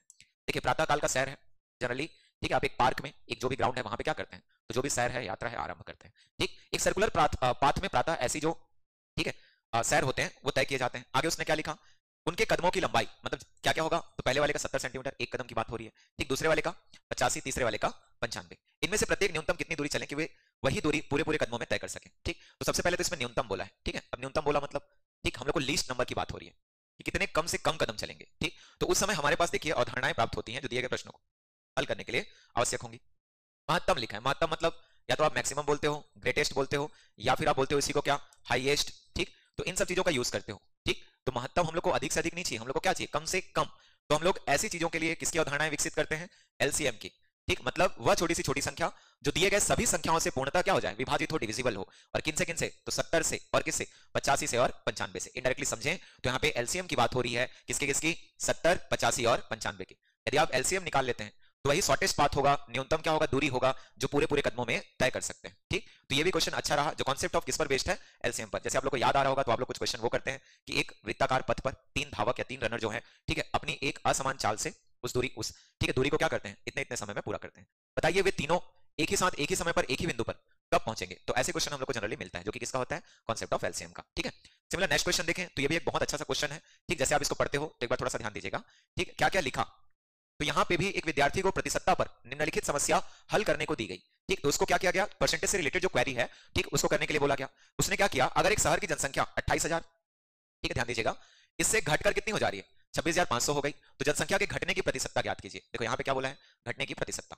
अब उस बच्चे ने क्या किया, तो एक तरफ उसने प्रारंभिक जनसंख्या बता दिया और एक तरफ नई जनसंख्या, और यहाँ पे लिख दिया घटने का प्रतिशत। यहाँ पे क्या लिखा, नई जनसंख्या को, और नीचे में किसको लिख दिया, प्रारंभिक जनसंख्या को, और इनटू क्या कर दिया, 100। अब वो आंसर ले आया 94.6%। ठीक, अब इस संदर्भ में हम लोग को बोला कि इनमें से कौन सा सही है। तो देखो विद्यार्थी के उत्तर के संदर्भ में निम्नलिखित में से क्या सबसे उपयुक्त है। तो सबसे पहले तो लिखा हुआ है कि विद्यार्थी को प्रतिशत की अवधारणा को समझने में सक्षम। तो बिल्कुल वो प्रतिशत को समझ पा रहा है, तभी जाके वो क्या कर रहा है, यहाँ पे फ्रैक्शनल वैल्यू को 100 से मल्टीप्लाई करके वो परसेंटेज में कन्वर्ट कर रहा है। लेकिन आगे बोला, परंतु वो यह समझ पाने में असमर्थ, ठीक, नहीं है कि किस राशि की प्रतिशतता ज्ञात करनी है। तो देखिए प्रतिशतता जनरली 3 पार्ट्स में कैटेगराइज होते हैं। ठीक, पहला तो क्या, कि कौन किसका कितना प्रतिशत है, जैसे एक्स वाई का कितना परसेंट है, ठीक, वाई एक्स का कितना परसेंट है। अब उसको कॉन्सेप्ट यदि आप क्लियर करते हो तो उसमें लिखा होता है, यदि मैं बोलूं कि नई जनसंख्या पुरानी जनसंख्या का कितना परसेंट है, तो ये जो बच्चा किया हुआ है ना, इसका सॉल्यूशन बिल्कुल क्या है, सही है। लेकिन क्वेश्चन में घटने का बोला है, मतलब जो कम हो रहा है, ठीक, बात उसकी हो रही है, और कम किससे हो रहा है, 28,000 से। कितना कम हो रहा है जी, तो यहाँ पे एक्चुअल में होना चाहिए था कि 1500 की कमी आ गई, कितने में से, 28,000 से, और इंटू क्या लिखते हैं, 100। ये एक्चुअल डेटा होता उस क्वेश्चन के लिए क्या, ठीक, घटने के प्रतिशत का। लेकिन इसी कॉन्सेप्ट का विकास या विकसित उसके अंदर नहीं हुआ है। ठीक, तो उसी को लिखा, परंतु यह समझ पाने में समर्थ नहीं है कि किस राशि की प्रतिशतता ज्ञात करनी है, मतलब घटने की, बढ़ने की, या कुल की। तो उसी को लिखा हुआ है, देखिए, student is able to understand the concept of percentage but is not able to understand the, ठीक, percentage of which quantity is to be found, मतलब कौन सी क्वांटिटी फाउंड करना है, फाइंड करना है, वो नहीं पता उसको। इसलिए आंसर होना चाहिए ऑप्शन नंबर कौन सा, फर्स्ट। ठीक है, तो ध्यान से एक बार और पढ़िएगा और आप भी अपना कॉन्सेप्ट सही करते चलिएगा। चलिए देखिए, अगला है संपूरक कोण, सप्लीमेंट्री एंगल जिसको आप बोलते हैं। ठीक, ऐसे दो कोण जिनका योग 180 डिग्री होना चाहिए। ठीक है, तो यहाँ पे यदि हम लोग समझें तो लिखा है दो संपूरक कोणों का अंतर 20 डिग्री है। तो सिंपल सा कॉन्सेप्ट है जी, इनका अंतर मतलब x माइनस वाई, दो संपूरक कोण है। ठीक, कितना दिया, 1, ठीक, सॉरी 20 डिग्री। यहाँ पे यदि आप समझ, ठीक है, ऐसा लिखते हैं ए ओ बी और क्या लिख लिया सी। सपोज इसको हम लोगों ने मान लिया y डिग्री और ये क्या है जी, x डिग्री। क्वेश्चन के अकॉर्डिंग हम लोग समझें तो x और y का डिफरेंस हमारे पास 20 डिग्री है, जबकि x और y का जो योग होगा, हम लोग जानते हैं संपूरक कोणों का या सम ऑफ टू सप्लीमेंट्री एंगल, ठीक, कितना 180 के बराबर होता है। तो इन दोनों से आप x और y बता सकते हैं। दोनों को जोड़कर यदि आप 2 से विभाजित करेंगे तो वो बड़ी संख्या x की वैल्यू होगी, दोनों को घटाकर 2 से विभाजित करेंगे तो y की वैल्यू होगी। ठीक, यहाँ पे यदि मैं x की वैल्यू निकालूं तो ये मेरे को मिलेगा कितना जी, 100 डिग्री, और यदि मैं y की वैल्यू निकालूं तो ये मेरे को मिलेगा कितना, ठीक, 80 डिग्री। तो ये दोनों वो कोण होंगे। क्या बोला, सबसे छोटा कोण p है, मतलब y को उसने क्या मान लिया है, p। तो बोला 3p माइनस 50 डिग्री क्या होगा, तो 3 का मल्टीप्लाई 80 से और माइनस हम लोग लिख लेते हैं 50 डिग्री। तो 8 दिया 24, 240 माइनस कितना हो जाएगा जी, 50 डिग्री। और इसी का आंसर जब आप करोगे तो ये 190 डिग्री होगा। ठीक है, तो ये बहुत ही अच्छा क्वेश्चन है। सप्लीमेंट्री और कॉम्प्लीमेंट्री एंगल, दो एंगल होते हैं। सप्लीमेंट्री मतलब सम ऑफ एंगल्स आर 180 और कॉम्प्लीमेंट्री मतलब होता है सम ऑफ एंगल्स आर 90 डिग्री। ठीक, तो आप इसको एक बार ध्यान से पढ़ेंगे। ठीक है, चलिए अगला क्वेश्चन देखिए। x varies inversely as y when x equals to 3.5 then y equals to 2.4। ठीक, what is the value of y when x equals to 5.6। देखिए x y के साथ व्युत्क्रमानुपाती विचरण करता है, मतलब साथ साथ चलता है। ठीक, कैसे, वो भी व्युत्क्रमानुपाती उल्टे क्रम में। ठीक, आगे लिखा, जब x की वैल्यू 3.5 है तो y equals to 2.4 मतलब ठीक, आप लिख सकते हैं 24 है या 35 है। जब x की वैल्यू 56 होगी तो y का मान क्या होगा। ठीक है, तो क्वेश्चन बहुत ही सिंपल सा है। पहले तो आप लोग को ये क्लियर करना पड़ेगा कि इनवर्सली प्रोपोर्शनल और व्युत्क्रमानुपाती होते क्या हैं। तो पहले आप इन क्वेश्चनों को जब करते हैं, ठीक, ध्यान रखिएगा, ये जो स्टेटमेंट हम लोग को दिया गया, ठीक, पहले तो हम लोग को उसको समझना होगा। यदि हम लोग बात करें तो x is inversely proportional to आप लिख सकते हैं y, अर्थात कि 1/y होता है। तो जब आप इस प्रोपोर्शनल को कन्वर्ट करते हैं तो एक कांस्टेंट वैल्यू से मल्टीप्लाई कर देते हैं, जैसे x इक्वल्स टू, तो आप लिखेंगे k/y। तो जब ये एक कांस्टेंट वैल्यू आप देख रहे हैं, या जिसको आप लोग हिंदी में बोलते हो नियतांक, उस नियतांक का कोई ना कोई मान होता है जो डिपेंड करेगा इस x और y से। तो सबसे पहले बोला गया कि जब x का मान 3.5 होगा, ठीक, क्वेश्चन में बोला गया जी ध्यान रखिएगा, तो k का भी कुछ ना कुछ मान होगा, तो हम लोग उस k का मान निकाल लेते हैं। चलिए k के लिए मैं लिख सकता हूं क्या, 3.5 इंटू 2.4, ठीक है, इक्वेट करेंगे तो 24 × 120 12 आएगा, और 24 × 72 72 और 12 हो जाएगा आपका 84, पॉइंट के बाद 2 डिजिट्स, इसलिए k की वैल्यू तो 8 पॉइंट लिख सकते हैं 4। अब 8.4 मिल गया, मतलब आंसर भी आसानी है, ठीक। क्या होगा, तो हम लोग को क्वेश्चन में बोला गया कि जब x की वैल्यू 5.6, तो बताइए y का मान क्या होगा। तो उस कंडीशन में हम लोग x की वैल्यू पुट कर देते हैं, वापस क्या होगा जी, तो x equals to k by y लिख सकते हैं। x की वैल्यू 5.6 है, k की वैल्यू 8.4 है, अपॉन में y है, तो y इक्वल्स टू आप लिख सकते हैं 8.4 अपॉन क्या होगा, तो आप लोग लिखेंगे 5.6, ठीक। तो यहां से आप इक्वेट कर सकते हैं, देखिए दोनों को हम लोग इक्वेट करेंगे 28 से 3 बार या 28 से 2 बार, मतलब आंसर आपका हो जाना चाहिए 1.5, ठीक। तो आप लिख सकते हैं आंसर कितना 1.5। कुछ लोग क्या करते हैं, तो उनको पता है कि k तो कांस्टेंट होगा, मतलब कांस्टेंट होने का मतलब समान होना, ठीक है, तो डायरेक्ट इसको लिखना शुरू कर देते हैं कि एक तरफ xy जो वैल्यू था x1 y1 ले लिए, तो एक तरफ भी क्या होना चाहिए x2 y2। जब इसको आप वैल्यू पुट करोगे क्या क्या होगा, देखिए ध्यान रखिएगा, तो जब इसको आप लोग लिखोगे एक तरफ हो जाएगा 3.5 इंटू 2.4 इक्वल्स टू क्या कर देते हैं, तो 5.6 इंटू y। तो कुछ लोग ऐसा भी बना दिए होंगे तब भी उनका आंसर सही आ गया होगा। तो कभी कभी ठीक बिना फॉर्मूले से भी, या हम लोग ऐसे ओरली सोचने लगते हैं तो भी क्वेश्चन का आंसर जो है वो मिल जाता है, तो बिल्कुल आप ले सकते हैं। आंसर होगा कितना, ठीक है 1.5। बहुत ही अच्छा क्वेश्चन रहा, ठीक। अगला देखते हैं, चलिए, तो ये हम लोग को मिला क्या, तो क्वेश्चन जब भी आप पढ़ते हो पहले तो ध्यान रखिएगा, लिखा है गणित की कक्षा में दृष्टिबाधित ठीक विद्यार्थियों के लिए निम्नलिखित अधिगम शिक्षण संस्थानों LTR में कौन सा सबसे उपयुक्त है। तो जब आप इन क्वेश्चन को करेंगे, ठीक है, तो पहले तो आप नीचे जो सिद्धांत दिए गए हैं, ठीक, उनकी बात आप सही से करिएगा कि कौन कौन से सिद्धांत आपके पास हैं, ठीक है। जैसे हम लोग बात करें तो क्या क्या है, एक तो जियोजेब्रा, दूसरा टेलर का गिनतारा, तीसरा कंप्यूटर और चौथा है स्प्रेडशीट, ठीक है। तो आपको इन सब चीजों के बारे में, ठीक है, अच्छे से क्लियर होगा, नॉलेज होगा। तो जब हम लोग इसको देखते हैं, ठीक, तो इसका उत्तर होना चाहिए कौन सा जी, तो यहाँ पे क्लियर रखिएगा LTR जो लिखा हुआ है इसके अंतर्गत एक तो जियोजेब्रा और दूसरा कौन सा, टेलर का गिनतारा। आंसर आपका होना चाहिए कौन सा, ऑप्शन 1 कर सकते हैं, ए और बी। बाकी आप लोग एक बार देखिए इन दोनों के बारे में, एक बार फिर से पढ़ के देखिए, ठीक है, आपको क्या मिलेगा, तो दृष्टिबाधित विद्यार्थियों के लिए एक अधिगम शिक्षण संस्थान LTR में सबसे क्या होते हैं, उपयुक्त होते हैं जियोजेब्रा और क्या, टेलर का गिनतारा। क्योंकि देखिए कंप्यूटर और स्प्रेडशीट जो है ये दृष्टिबाधित में नहीं बल्कि जिनकी दृष्टि सही है उनके लिए उपयुक्त होती है, ठीक। चलिए नेक्स्ट देखते हैं।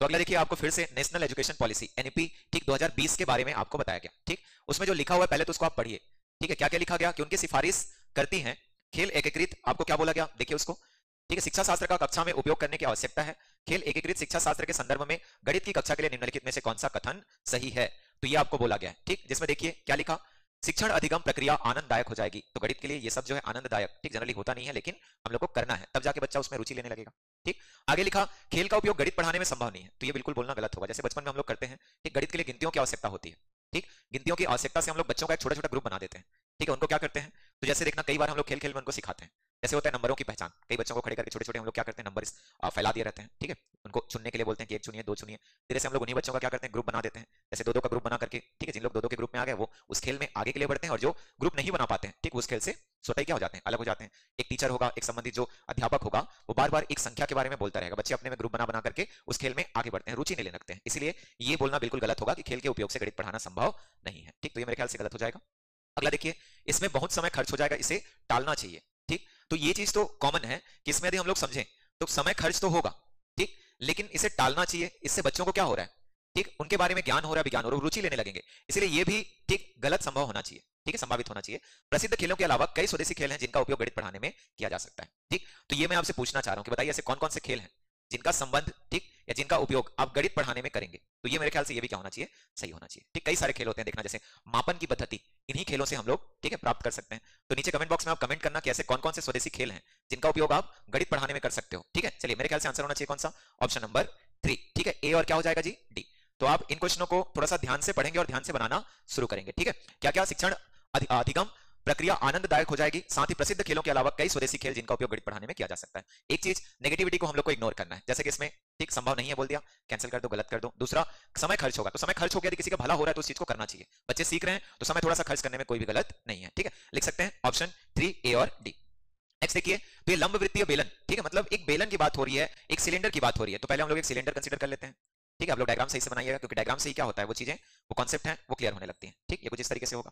याद रखिएगा, बेलन है तो एक इसका रेडियस होगा, ठीक, और एक इसकी प्रॉपर क्या होगी जी, हाइट होगी। तो लिख सकते हैं हम लोग, ठीक है, हाइट हम लोग सपोज h मान लिए और रेडियस क्या मान लिए r। क्वेश्चन जैसे बोला कंटिन्यू वैसे करना शुरू करते हैं। देखिए क्या लिखा, इसका जो पृष्ठीय क्षेत्रफल है, या हम लोग समझें तो वक्र पृष्ठीय क्षेत्रफल है, ठीक, तो हम लोग इसको क्या लिख सकते हैं जी, 4400 वर्ग सेंटीमीटर। इसी को आप समझेंगे तो कर्व सरफेस एरिया होता है। एक बेलन का कर्व सरफेस एरिया 2 पाई RH होता है, जो कि हम लोग को क्वेश्चन में दिया हुआ है 4400 सेंटीमीटर स्क्वायर। ठीक, अगला लिखा उसके आधार की परिधि। आधार की परिधि का मतलब होता है, ठीक, सर्कमफेरेंस जो है वो 110 सेंटीमीटर है। इसको भी लिख लेते हैं, 2 पाई r इक्वल्स टू 110 सेंटीमीटर। अब देखिए इस चीज को ध्यान रखना कि बेलन का आयतन पूछा है, वो भी किसमें, मीटर क्यूब में।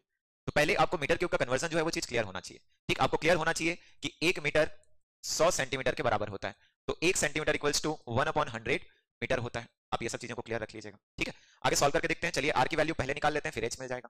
यदि मैं यहाँ पे h की वैल्यू निकालूं तो 2 पाई r क्वेश्चन में गिवन है 110, तो आप लिख सकते हैं 110 h इक्वल्स टू 440, ये क्या हो जाएगा जी, वर्ग सेंटीमीटर। h की वैल्यू तो आप इसको कैंसिल कर सकते हैं, देखिए कितनी बार 4 और ये 0।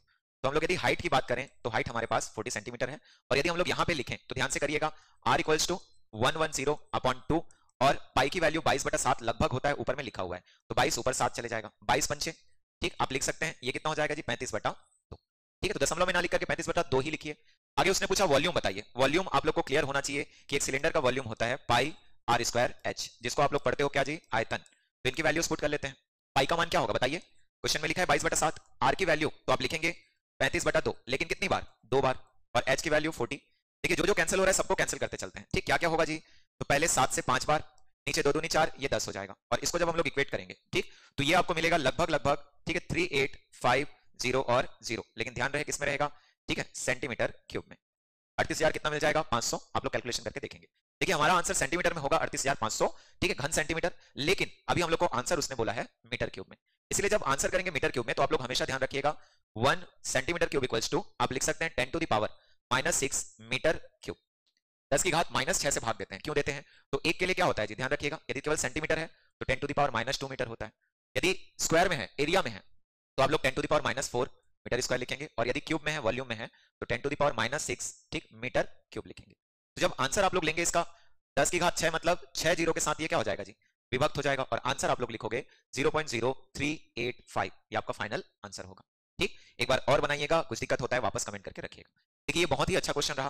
क्या लिखा, ऊपर से खुला एक बक्सा, कितना, तो लिख सकते हैं 3 सेंटीमीटर मोटी लकड़ी से बना है। ठीक, तो सबसे पहले तो एक बक्सा हम लोग बना करके देखते हैं। ठीक है, बक्सा हम लोग सोच करके देखते हैं कि बक्सा किस प्रकार से होगा। तो एक डायग्राम हमेशा कंसीडर करना सीखें, इससे क्या होता है कि जो क्वेश्चन दिए गए उनको हम लोग सफलतापूर्वक भली भांति सोच पाते हैं, ठीक, कंसीडर कर पाते हैं। ये बक्सा होगा जी, क्या क्या लिखा है देखिए, पाई है लंबाई तो 1.48, चलो सेंटीमीटर में बदल देते हैं, तो ये 148 होगा जी सेंटीमीटर में।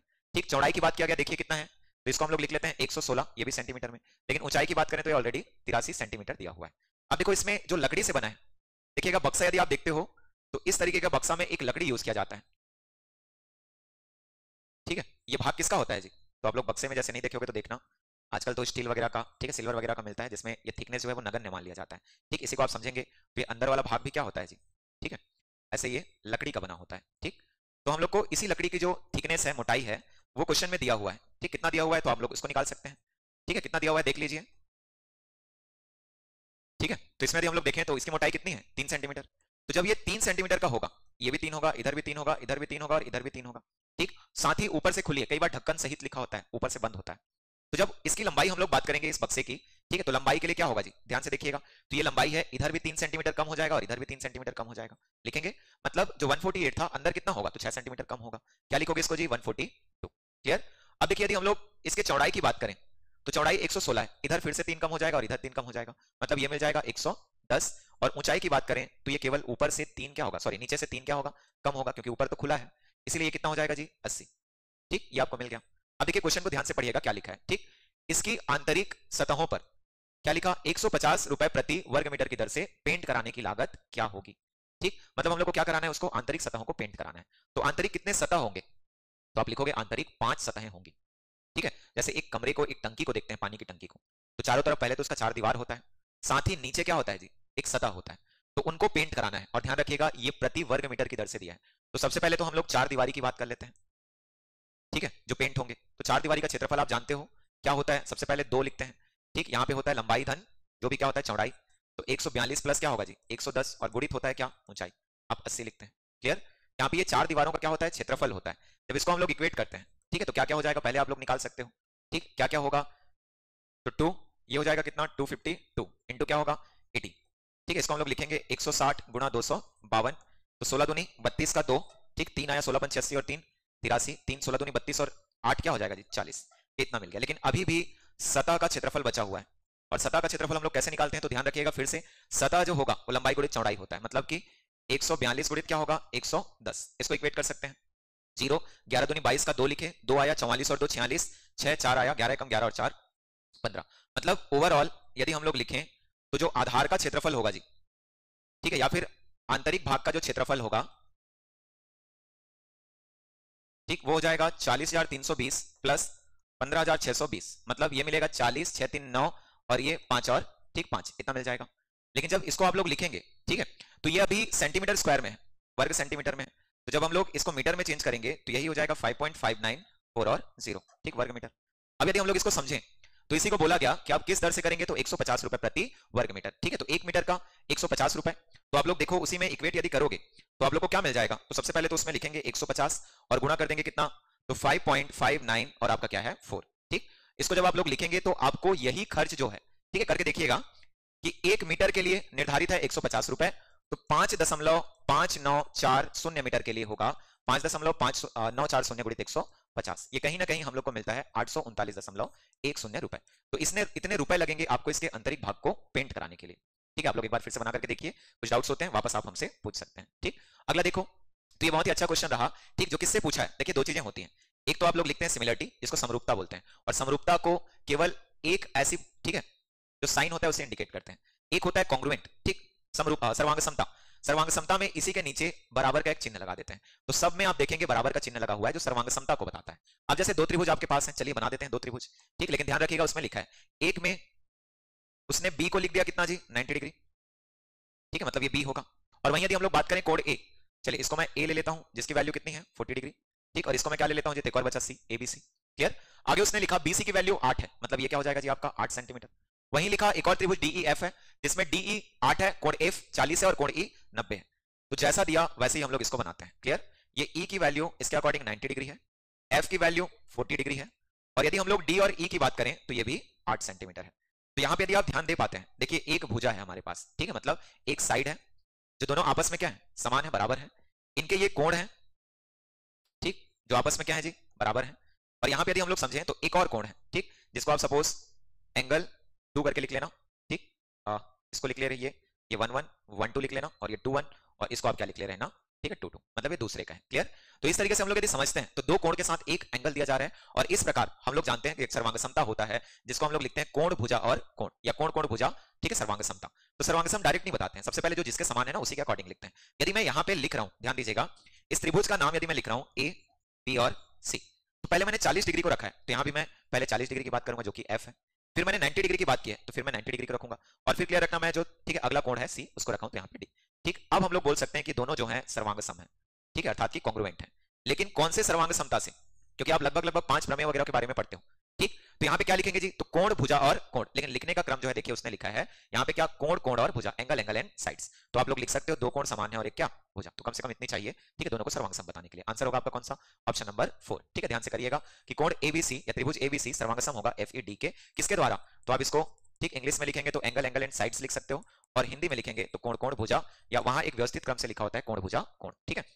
चलिए नेक्स्ट देखते हैं, तो ये बहुत ही सुंदर सा प्यारा सा क्वेश्चन रहा जिसमें क्या लिखा, 3 क्रमागत पूर्णांक, अर्थात यदि हम लोग 3 क्रमागत पूर्णांक पढ़ें तो पहला x पढ़ते हैं, दूसरा x + 1 पढ़ते हैं और तीसरा x + 2 पढ़ते हैं, ठीक, अरिथमेटिक प्रोग्रेशन समांतर श्रेणी, ये उनसे संबंधित प्रश्न है, ठीक है। अब यहाँ पे बोला क्या गया जी, 3 क्रमागत पूर्णांक, डिफरेंस उनके बीच में हमेशा 1 का होता है, इसलिए x से 1 अधिक +1 फिर से 1 अधिक +2, ठीक। आगे लिखा कि इनको बढ़ते क्रम में लिखा जाए, मतलब पहले छोटी रहेगी, ठीक है, फिर इससे बड़ी और फिर सबसे बड़ी, ठीक। क्या लिखा, और 3 5 2 से गुणा किया जाए, तो पहले वाले को 3 से गुणा कर देते हैं 3x, दूसरे वाले को 5 से गुणा करेंगे तो 5x + 5, और तीसरे वाले को लिखा है 2 से गुणा कर देते हैं तो 2x + 4, और उनका योगफल मतलब जोड़ने पर हम लोग को मिल जाता है कितना 99, इस तरीके से लिखा। तो पहले तो x की वैल्यू निकाल लेते हैं, 5 3 8 और 2 10x + 5 4 9 = 99, तो 10x = 90 और x = आप लिख सकते हो 9, क्लियर। तो x = 9, तो तीनों संख्या क्या होंगी जी बताइए, 9 10 11। क्वेश्चन में क्या बोला, आरंभिक पहले और तीसरे पूर्णांक, तो पहले आपका 9 है और तीसरा आपका 11 है, ठीक। उनका योग ज्ञात कीजिए, तो 11 और 9 क्या होता है जी 20, आप आंसर लिख सकते हैं कितना 20, ठीक है। तो ये आपका फाइनल क्या होगा आंसर होगा, ठीक है, ठीक है। अगला देखिए पढ़िए क्या लिखा, मिडिल स्कूल की गणित की एक शिक्षिका अपनी कक्षा के समक्ष निम्नलिखित प्रश्नों को रखती है, ठीक है। तो जैसे कि उसमें लिखा हुआ है, देखिए पढ़िए, निम्नलिखित आंकड़ों को दर्शाने के लिए आप किस प्रकार के आलेख का उपयोग करेंगे, ठीक। पहले लिखा किसी खेलकूद प्रतियोगिता में प्रतिभागियों के कद, मतलब उनकी जो ऊंचाई है, ठीक है, हो सकता है इंचेस में होंगी, सेंटीमीटर में, मीटर में, ठीक, वो शिक्षिका के अकॉर्डिंग डिपेंडेंट करेंगे। किसी स्टेशन पर प्रातः 9 बजे से शाम 9 बजे तक रेलगाड़ियों से जाने वाले यात्रियों की संख्या, तो ये एक संख्या को बता रहे हैं 9 से कितने तक, ठीक, जो भी शाम 9 तक। आगे लिखा अध्यापिका का आशा है दंड आलेख और रेखा आलेख के बीच के अंतर को समझने में शिक्षार्थियों को सहायता करना। अगला लिखा पाई चार्ट की अवधारणा का परिचय देना, ठीक। रेखा आलेख के संदर्भात्मक परिस्थितियों द्वारा शिक्षण करना, आंकड़ों के निरूपण के लिए आयत चित्र के प्रयोग का या उपयोग का शिक्षण करना, ठीक है। तो इसका आंसर होना चाहिए कौन सा, दंड आलेख, ठीक, जो help learners understand the difference between bar graph and line graph, ठीक। आप इन दोनों में बता सकते हैं, ठीक है। तो यहाँ पे आंसर होना चाहिए कौन सा, दंड आलेख और रेखा आलेख के बीच के अंतर को समझने में शिक्षार्थियों की सहायता करना, ठीक है। चलिए अगला क्वेश्चन लेते हैं हम लोग, देखिए, ठीक, 54, ये रूल्स ऑफ डिविजिबिलिटी से क्वेश्चन रहा, ठीक। तो रूल्स ऑफ डिविजिबिलिटी में होता क्या है, तो सबसे पहले तो हम लोग यहां पे लिख लें कि संख्या हमारे पास क्या है जी, देखिए क्या क्या है, 9 4 7 1 x 9 y और 2 ये दिया हुआ है। ये संख्या डिविजिबल है 72 से, 72 से। तो 72 सबसे पहले तो ध्यान रखिएगा 72 का कोई रूल नहीं होता, ठीक, बस ये बेस्ड होते हैं 8 और 9 के रूल पर, ठीक। किस पर जी, तो एक आप लोग 8 लिखेंगे और दूसरा क्या लिखेंगे 9, ठीक। देखिए 9 का रूल और 8 का रूल मेरे ख्याल से सबको क्लियर होगा। यहां मेनली फोकस करते हैं लास्ट 3 डिजिट्स पर और यहां फोकस करते हैं सम ऑफ डिजिट्स पर, ठीक। तो सबसे पहले तो हम लोग 9y2 को लेकर के, ठीक है, y की वैल्यू निकाल लेते हैं। तो जब भी आप इसको लिखोगे तो यहां पे y की वैल्यू डिजिट्स के फॉर्म में होगी जो कि 10 होती है। हम लोग लिख सकते हैं एक होगा 902, चेक कर लेते हैं 8 से डिविजिबल है कि नहीं। तो 8 से ये होगा कितना, तो आप लोग लिखोगे 8 एकम 8, फिर एक बचेगा 10 होगा, ठीक। फिर क्या लिखेंगे जी, तो 8 एकम 8 2 बचेगा 22, तो ये नहीं होगा। फिर 912 यहां पे आप लिखेंगे 8 से, तो ये हो जाएगा, ठीक है। अगला 922 ये भी नहीं होगा। अगला लिखेंगे 932, ठीक। क्या कर रहे हैं पहले तो आप लोग क्लियर करके रखिएगा, यहां पे हम लोग y के जगह पर 0 1 2 3 4 ऐसे रखते चले जा रहे हैं। फिर 8 से आप भाग देंगे तो ये भी नहीं होगा जी। अगला आप लिखोगे 942, ये भी 8 से नहीं होगा। लेकिन नेक्स्ट वन 952 ये 8 से हो जाएगा, ठीक है। जैसे 8 11 88, 7 बचेगा 72 होगा और ये प्रॉपर डिविजिबल है 8 से। यहां पे आप फिर लिखेंगे 962 ये भी नहीं होगा, 972 ये भी नहीं होगा, 982 ये भी नहीं होगा। लेकिन अगला जो आप लोग लिखोगे 992 ये प्रॉपर डिविजिबल होता है, ठीक। तो हमारे पास y की वैल्यूज क्लियर रखिएगा, क्या क्या मिला जी, 1 5 और क्या 9। तो हम लोग इसमें देख सकते हैं, देखिए इसमें y की वैल्यू 5 है, 9 है, 5 है और 1 है, मतलब तीनों ऑप्शन में दिए गए हैं, ठीक। चलिए अब हम लोग क्या करते हैं, 9 का निकालने के लिए y की वैल्यू इनमें से रखते चले जाते हैं। तो उससे बढ़िया पहले हम लोग क्या करते हैं, जो 9 के लिए कैंसिल होगा पहले ही कैंसिल कर लेते हैं ताकि हम लोग को संख्या भी कम मिले, क्योंकि करना क्या है, अंकों को बस जोड़ना है, ठीक। क्या क्या होगा, तो शुरू से ही हम लोग 9 के लिए 9 को कैंसिल कर सकते हैं क्योंकि वो डिविजिबल होगा। इसको भी कर सकते हैं सिमिलर, देखो 7 और 2 ये भी हो जाएगा। मतलब बचा क्या है जी अभी तक 4 1 x और y की वैल्यू हम लोग रखते चले जाते हैं। एक बार 1 होगा, ठीक, एक बार 5 होगा, ठीक है, और एक बार होगा 9। तो जब इसको आप लोग समझोगे तो यहां से x की वैल्यूज निकाल सकते हो। अंकों का योग 9 होना चाहिए, तो 4 5 और 1 6, मतलब y की वैल्यू 1 है तो x की वैल्यू देखिए 4 5 6 और ये 6 और 3 कितना हो जाएगा 9। तो आप लोग लिख सकते हैं पहला आपको मिल गया x की वैल्यू 3 होगी जब y का वैल्यू 1 होगा, मतलब चौथा सत्य है, ठीक। चौथा क्या होगा जी, सत्य है, आप यहां पे लिख करके रख सकते हो। दूसरे केस में देखिए 4 और 5 क्या होता है 9, मतलब x की वैल्यू यहां पे 8 होगी, किसके लिए, जब y का मान कितना होगा 5, तो x की वैल्यू 8 तो y का मान कितना है जी 5, क्योंकि यहां पे आप 4 और 5 को कैंसिल कर पा रहे हैं, 9 हो गया। तो एक में क्या जोड़ेंगे, तो एक में 8 जोड़ेंगे, देखिए कौन सा ऑप्शन है, तो ये भी सत्य है, लिख सकते हैं, ठीक, ये भी हो सकता है। नेक्स्ट वन यदि हम लोग समझे तो यहां पे देखो 9 तो पहले ही कैंसिल, तो 4 और 1 5, तो x की वैल्यू आप लिख सकते हो कितना, ठीक 4, अर्थात कि y का मान 9 होने पर x का मान क्या होगा 4। तो आप लोग लिख सकते हो x = 4 जब y का वैल्यू क्या रहेगा 9 रहेगा। देखिए कहां पे मिला, तो ये भी क्या होगा सत्य होगा। क्वेश्चन के अकॉर्डिंग लिखा है कि कौन सा सत्य नहीं है, तो याद रखिएगा x का मान जब 9 होगा तो y कभी भी 5 नहीं हो सकता। ये 3 मान निर्धारित हैं जो संभव हो सकते हैं, ठीक। तो आप लोग एक बार फिर से इसको बना करके देखिएगा, ठीक। एक तरफ डिविजिबिलिटी 8 का और एक तरफ किसका होता है जी 9 का। 8 डिपेंडेंट होता है लास्ट 3 डिजिट्स पर और 9 डिपेंडेंट होता है सम ऑफ डिजिट्स पर, ठीक है। चलिए अगला देखिए, तो ये एक क्वेश्चन फिर से रहा 55। पढ़िए क्वेश्चन को पहले, गणित एक सोचने का तरीका है, क्योंकि ठीक आपको इसमें लिखा गया, देखिए क्या किया, विद्यार्थियों को साक्ष्यों और प्रतिमानों के निरीक्षण में व्यस्त संलग्न रखने के लिए अवसर प्रदान करता है। तो बिल्कुल संलग्न रहने के लिए अवसर प्रदान करता है। समस्या समाधान के दौरान विद्यार्थी सूत्रों और चिन्हों को दोहराते हैं, ठीक। तो यदि हम लोग इस चीज को बोले तो जरूरी नहीं है कि आप हर समस्या के लिए सूत्रों और चिन्हों को क्या करें, दोहराएं, ठीक है। कुछ के लिए बिल्कुल सत्य होते हैं लेकिन सबके लिए नहीं होंगे। अगला, विद्यार्थी विभिन्न नई समस्याओं का समाधान करने के लिए उपयुक्त युक्तियों का उपयोग करता है, ठीक। मतलब अलग अलग स्ट्रेटेजीज होती हैं जिनसे वो क्वेश्चन को क्या कर सकता है, ठीक है, सॉल्व कर सकता है। ठीक, तो ये दोनों क्या होने चाहिए, सही होने चाहिए, मतलब इसका आंसर होना चाहिए ए और सी। ठीक, तो आप लोग एक बार इसको भी ट्राई करके देखेंगे, बहुत ही अच्छा क्वेश्चन है पेडागोजी संबंधित। ठीक, चलिए नेक्स्ट देखते हैं। देखिए यहाँ पे एक पाई चार्ट को बनाने के लिए बोला गया, कंस्ट्रक्ट करने के लिए बोला गया। तो पाई चार्ट जब भी आप पढ़ते हो, मैं आप लोगों को पहले से बोलते आया कि दो भागों में पढ़ते हैं।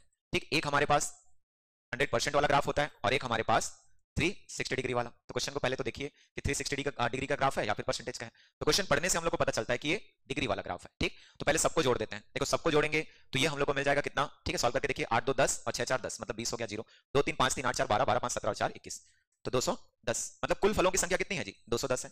और उसी 210 के लिए हम लोग को एक ग्राफ बनाना है। ठीक, तो सबसे पहले तो कुल फलों की संख्या लिख लेते हैं, क्या होगा, तो आप नीचे लिखेंगे 210। ठीक, सिमिलर यदि मैं बात करूं डिग्री की हो रही है बात, ठीक है, तो यहाँ पे कौन से फल की बात हो रही है देख लेते हैं। तो कौन से फल के लिए बोला गया, त्रिज्या खंड का कोड क्या होगा, जो सेवों को दर्शाता है। तो सेव कितने हैं जी, यहाँ पे 56, आप ऊपर में क्या लिखेंगे 56 और गुणा में लिखेंगे 360। ठीक है, आप इसको इक्वेट कर सकते हैं, जैसे जो जो कैंसिल हो रहा है कर देते हैं। सबसे पहले 0 और 0, ठीक, 7 से 7 तिया 21, 7 अट्ठे 56, 2 से सॉरी 3 से तो आप इसको लिख सकते हो 12, तो 12 अट्ठे क्या होगा जी 96, मतलब 96 डिग्री जो है वो किसको बताता है, सेब फलों को। ठीक, यदि वो लिखा होता परसेंटेज में तो यहाँ पे हम लोग जो काम कर रहे थे 360 डिग्री को लेकर के, वो 100 को लेकर के होता। ठीक है, तो ये भी एक अच्छा क्वेश्चन है, कंस्ट्रक्शन ऑफ पाई चार्ट से संबंधित है। देखिए अगला क्वेश्चन यहाँ पे कंपैरिजन पर बेस्ड रहा, एक तरफ ट्रेपेजियम की बात हो रही है, समलम चतुर्भुज की, और एक तरफ आयत की। तो सबसे पहले तो समलम चतुर्भुज को जान लेते हैं। ठीक, यहाँ पे क्या होते हैं, तो एक पेयर बस क्या होता है जी, पैरेलल होता है, लिखते हैं। दूसरा चीज ये कि इनकी ऊंचाई पर इनका जो क्षेत्रफल है वो बेस्ड होता है। बीच की दूरी 12 सेंटीमीटर, छोटी भुजा 11 सेंटीमीटर और बड़ी भुजा है 25 सेंटीमीटर। पहले आप एरिया निकाल लो, तो आप लोग जानते हो हाफ। ठीक, लिखते हैं सम ऑफ पैरेलल साइड्स मतलब 11 + 25 और इनटू क्या होता है हाइट, जो कि आपका कितना है 12। आप लिख सकते हो 6 टाइम कैंसिल। अब 25 और 11 हम लोग लिख सकते हैं 36, गुणा हो जाएगा कितना 6, लिख सकते हैं। इसको जब हम लोग इक्वेट करेंगे तो यहां से मिलेगा कितना, तो ये 6 हो गया 216। ठीक, इसका क्षेत्रफल हम लोग को मिल गया 216 वर्ग सेंटीमीटर। क्वेश्चन के अकॉर्डिंग बोला है कि इसी क्षेत्रफल के बराबर हमारे पास एक आयत है, ठीक है, एक रेक्टेंगल है, जिसमें लिखा गया रेशियो 3:2 का, मतलब लेंथ जो है वो 3 के रेस्पेक्ट में होगा और विड्थ जो है वो 2 के रेस्पेक्ट में होगा। हम लोग जानते हैं इसका क्षेत्रफल क्या होता है, तो लिख सकते हैं लेंथ इंटू विड्थ करके आप लिखते हो। ठीक, इक्वल्स टू 216 क्वेश्चन के अकॉर्डिंग, 6x² इक्वल्स टू 216, तो x² equals to 36, then x equals to 6। Question में बोला है कि उसका परिमाप बताइए क्या होगा। परिमाप मतलब चारों भुजाओं का योग। यदि हम लोग इनको लिखना चाहें तो ये 18 है, ये भी 18 है, ये 12 है और ये भी क्या है 12 है। ठीक, आप लिख सकते हो 2 इंटू लेंथ प्लस विड्थ। ठीक, आंसर हम लोग लेंगे कितना, तो लिख सकते हैं 60। ठीक, 18 12 30 और 30 और 30 60, ये आपका फाइनल क्या रहेगा, आंसर रहेगा। ठीक है, बना करके देखिएगा आप लोग। नेक्स्ट वन देखो, कोएफिशिएंट के बारे में बोला, गुणनखंड के बारे में बोला। ठीक है, सॉरी, चलिए इसमें देखिए नेक्स्ट वन में क्या लिखा आपको, गुणांकों के बारे में बोला, कोएफिशिएंट के बारे में। तो सबसे पहले तो जो क्रम दिया है ना, इस क्रम को आप लोग ध्यान रखिएगा। पहले उसने a को लिखा तो लिख लें -2x² प्लस 12x, ये a की वैल्यू है। b जुड़ रहा है तो आप लोग कंटिन्यू आगे लिखो 11 - 8x प्लस क्या होगा जी 3x²। c भी जुड़ रहा है तो आप लोग लिख लीजिए 17 - 4x²।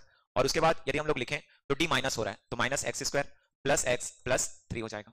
ठीक है, अब जब इसको हम लोग लिखेंगे तो यहाँ पे क्लियर रखिएगा कि यहाँ पे सबसे पहले x² की बात हो रही है, क्वेश्चन में लिखा हुआ है, देखिए ध्यान से पढ़िए। तो जब x² के लिखेंगे तो प्लस और माइनस में दोनों वैल्यूज हैं।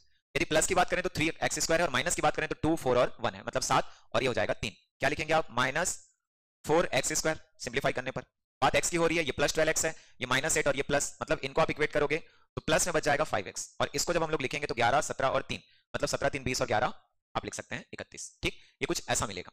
अब देखिए इसमें बोला गया है कि x² और x के गुणांकों का योग। तो सबसे पहले तो जो गुणांक होते हैं ना x² के, तो ये जो सामने के ठीक कांस्टेंट वैल्यूज होते हैं इनको गुणांक बोलते हैं। तो x² का गुणांक है -4, जबकि x का गुणांक है कितना जी 5, लिख सकते हैं। उसमें बोला है गुणांकों का योग बताइए, तो गुणांकों का योग दोनों को जोड़ देते हैं, तो दोनों को जोड़ेंगे क्या हो जाएगा जी, ठीक, तो प्लस में क्या मिलेगा हम लोग को 1, और यही हमारे लिए क्या होगा, आंसर होगा। ठीक है, तो ये आपका आंसर होगा। ठीक, वहीं देखिए नेक्स्ट क्वेश्चन फिर से पेडागोजी से संबंधित रहा। ठीक, जहां पे आप पढ़ेंगे क्या, निम्नलिखित में से कौन सा गणित अधिगम के आकलन का आयाम नहीं है। ठीक, उसमें क्या लिखा है जी, तो गणित अधिगम के आकलन का आयाम नहीं है। आंसर होना चाहिए क्या, तो इसके लिए आप लोग लिख सकते हैं, पहला देखिए क्या लिखा है, कम्युनिकेशन, तो ये होना चाहिए कम्युनिकेशन। ठीक, दूसरा क्या है, पैटर्न्स एंड प्रोसीजर। ठीक, तो अधिगम के बारे में बोल रहा है ना, ठीक है, तो ये तो उनकी क्रियाविधि होती है। ठीक, अगला disposition towards mathematics and mathematical reasoning, तो मेरे ख्याल से 1 3 और 4 होना चाहिए। आंसर आपका क्या होना चाहिए, प्रतिमान, पैटर्न और प्रक्रिया, कार्यविधि। ठीक, पैटर्न एंड प्रोसीजर्स जो कि गणित को सॉल्व करने के लिए आपके ठीक है उपयुक्त होते हैं। ठीक, चलिए आगे देख लेते हैं। तो अगला क्वेश्चन हम लोग का लास्ट वन है जो कि 60 है। ठीक, जिनसे क्वेश्चन हम लोग को जो पूछा गया है, ठीक, ऑब्ट्यूस स्केलन ट्रायंगल। ठीक है, इसका मतलब क्या होगा, तो एक अधिक कोण विषमबाहु त्रिभुज। देखो सिंपल सा कॉन्सेप्ट है, क्लियर करते चलना। सबसे पहला तो उसने बोला विषमबाहु त्रिभुज, और विषमबाहु त्रिभुज जब बोला, ठीक, एक मिनट ना, अधिक कोण बोला गया है तो अधिक कोण बना लेते हैं।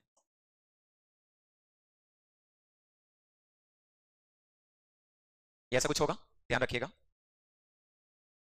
ठीक है, आगे क्या बोला, पी क्यू आर, कोण पी बराबर कितना है जी 55 डिग्री। तो सपोज हम लोग लिख लेते हैं ये पी है, सपोज इसको क्यू और इसको क्या लिख लिए आर। ठीक, इसको मैंने कितना मान लिया 55 डिग्री। आगे क्या लिखा क्यू आर इक्वल्स टू 18, तो क्यू आर इक्वल्स टू कितना है 18। फिर लिखा in which of the following cases triangle PQR can be an obtuse scalene triangle. ठीक, आपको बोला क्या बताइए कि कौन सी स्थिति में जो कोण बनेगा वो क्या बनेगा, ठीक, विषम बाहु अधिक कोण त्रिभुज बनेगा। पहला देखिए यहाँ पे पीक्यू की वैल्यू 18 दिया है, तो यदि हम लोग इसको समझें ध्यान से करिएगा, यदि पीक्यू भी 18 होगा तो आप लोग जानते हैं कि ये कोण भी कितना हो जाएगा जी 55 डिग्री। ठीक, ध्यान से करिएगा क्यों ऐसा हुआ, क्योंकि समान भुजाओं के सम्मुख कोण भी क्या होते हैं समान होते हैं, इसलिए दोनों तो संभव नहीं है। क्योंकि यदि मैं 55 और 55 को जोड़ूं, ठीक, 55 और किसको जोड़ूं 55 को, तो इस केस में 110 तो यही हो गए, तो 70 डिग्री अधिक कोण का मान होगा क्या। ठीक, जो अधिक कोण आप लेते हैं ऑब्ट्यूस एंगल जो लेते हैं, यहां पे एक कोण का मान ग्रेटर देन क्या होता है जी 90 डिग्री, तो इस केस में 70 डिग्री मिल रहा है, इसलिए पहला ऑप्शन हमारे लिए क्या होगा, ठीक, कैंसिल हो जाएगा। कर सकते हैं, ध्यान से करिएगा। ठीक है, क्वेश्चन जो है काफी अच्छा है, समझने लायक है। ठीक, इसीलिए हम लोग क्या नहीं ले सकते इसमें, तो ये 18 संभव नहीं है। अगला देखो आपको फिर क्या बोला गया, तो angle of R equals to 15 degree और पी आर ग्रेटर देन, ठीक, 18 सेंटीमीटर। तो जब इसको आप लोग ठीक समझते हैं, तो यहां पे यदि ये 15 डिग्री होगा, ठीक, और ये इसकी वैल्यू कितनी होगी 18 डिग्री, सॉरी ग्रेटर देन क्या बोला है 18, तो ये संभव हो सकता है, लिख सकते हैं पी आर बोला ना, सॉरी पी आर बोला कि 18 से क्या होगा अधिक, लिखते हैं। अब इसको समझना थोड़ा सा, ठीक, यदि ये 55 है 15 है, तो इन दोनों का योग कितना हो गया जी 70, तो ये हमारे लिए कितना होगा 110। तो हम लोग एक चीज और पढ़ते हैं कि यदि ये कोण 55 है ये 110 है, तो 55 का जो सम्मुख भुजा होगा वो 110 के सम्मुख भुजा से छोटा होता है। इस आधार पर हम लोग बोल सकते हैं कि ऑप्शन नंबर सेकंड अभी तक वैलिड होगा, सही होगा। मतलब छोटी कोण की सम्मुख भुजा छोटी होती है, इवन बड़ी कोण की सम्मुख भुजा बड़ी होती है। जैसे 5 और 7 में कंपेयर करें तो 7 की बड़ी भुजा मतलब 7 के सम्मुख वाली बड़ी भुजा होगी, ठीक, या फिर 7 के सम्मुख वाला बड़ा कोण होगा और 5 के सम्मुख वाला छोटा कोण होगा। मतलब छोटी भुजा के सामने वाली कोण छोटी होती है और बड़ी भुजा के सामने वाली कोण बड़ी होती है, तो हो सकता है। ठीक, अगला हम लोग देखो बात कर लेते हैं, और दो ऑप्शन है, ठीक, तो ज्यादा एप्रोप्रिएट होगा उसको हम लोग आंसर लेंगे। ठीक है, अगला क्या लिखा गया देखो पढ़ो फिर से। यहां पे भी लिखा गया कि यदि कोण आर का मान 65 है, ठीक है, ये कितना है 65, और पी क्यू का मान कितना हो जाएगा, ठीक, 18 सेंटीमीटर से अधिक हो जाएगा। तो यदि ये 65 होगा तो फिर आपको मैं वही दोहराना चाहूंगा कि 65 और 55 120 होता है, और 120 हुआ तो ये 60 हो जाएगा जी, और ये कहीं भी अधिक कोण त्रिभुज के बारे में नहीं बता रहा है। ठीक, तो ऑप्शन नंबर सी भी क्या हो गया कैंसिल हो गया। कर सकते हैं नेक्स्ट वन, देखो हमारे पास फिर से एक प्रॉपर्टी है, ठीक, क्या क्या दिया गया उसको पढ़ लेते हैं फिर से एक बार। तो उसमें लिखता है कि कोण आर इक्वल्स टू 35 डिग्री, ठीक, यदि हम लोग लिख करके चलें तो इसको 35 ले लेते हैं, इसका मतलब 55 और 35 जो है वो कितने के बराबर हो गया, तो हम लोग लिख सकते हैं 90 के बराबर, लिखेंगे जी, ध्यान से करना, 55 और ये, तो ये 90 हो गया, और 90 हो गया मतलब संभव ही नहीं है कि वो अधिक कोण त्रिभुज बनेगा। क्लियर, तो ऑप्शन नंबर सी भी क्या हो गया, सॉरी चौथा भी क्या हो गया कैंसिल। तो इस आधार पर यहाँ पे ये बोलना सही रहेगा कि हमारे लिए कोण आर का वैल्यू 15 हो सकता है। ठीक है, तो उस स्थिति में पी क्यू का पी आर का मान, ठीक, 18 से क्या होगा जी अधिक होगा। तो ये कुछ क्वेश्चन रहे जो पेपर 1 में आपसे पूछे गए थे। ठीक, अभी भी जिन क्वेश्चनों में कुछ त्रुटियां हुई होंगी, कुछ गलतियां हुई होंगी, यदि आपको ऐसा लगता है तो बिल्कुल आप कमेंट बॉक्स में कमेंट कर सकते हैं। चलिए सेकंड पेपर का वीडियो मैं आगे फिर से अपलोड करूंगा, तब तक के लिए आप सभी का जुड़े रहने के लिए धन्यवाद, और निश्चय आप इनको बना करके देखिए, आगे जल्द ही शिक्षक भर्तियों से संबंधित, ठीक है, आपको जो भी नोटिफिकेशंस वगैरह है वो देखने को मिल जाएंगे। और उस समय पैटर्न को आप कवर करिए, कौन कौन से पैटर्न से कैसा क्वेश्चन पूछा गया। कई बच्चों के लिए इस प्रकार के प्रश्न जो आज हम लोग देख रहे हैं, कई प्रश्न नए होंगे, कुछ बच्चों को मेहनत करने की आवश्यकता है, तो पहले आप इन सब चीजों को ध्यान रखिए, आप अपनी कमजोरी पहचानिए, उस कमजोरी को दूर करने का प्रयास करिए, क्योंकि निकट भविष्य में या फिर वर्तमान में यदि आप देखेंगे तो कंपटीशन पहले जैसा सरल नहीं रहा। ठीक, कहीं ना कहीं आपको मेहनत जो है वो काफी ज्यादा करनी होगी। ठीक है, तो ऐसे वीडियोस के लिए फिर जुड़े रहिए, बाकी हम लोग अगली वीडियो में देखते हैं, तब तक के लिए आप सभी का बहुत बहुत धन्यवाद।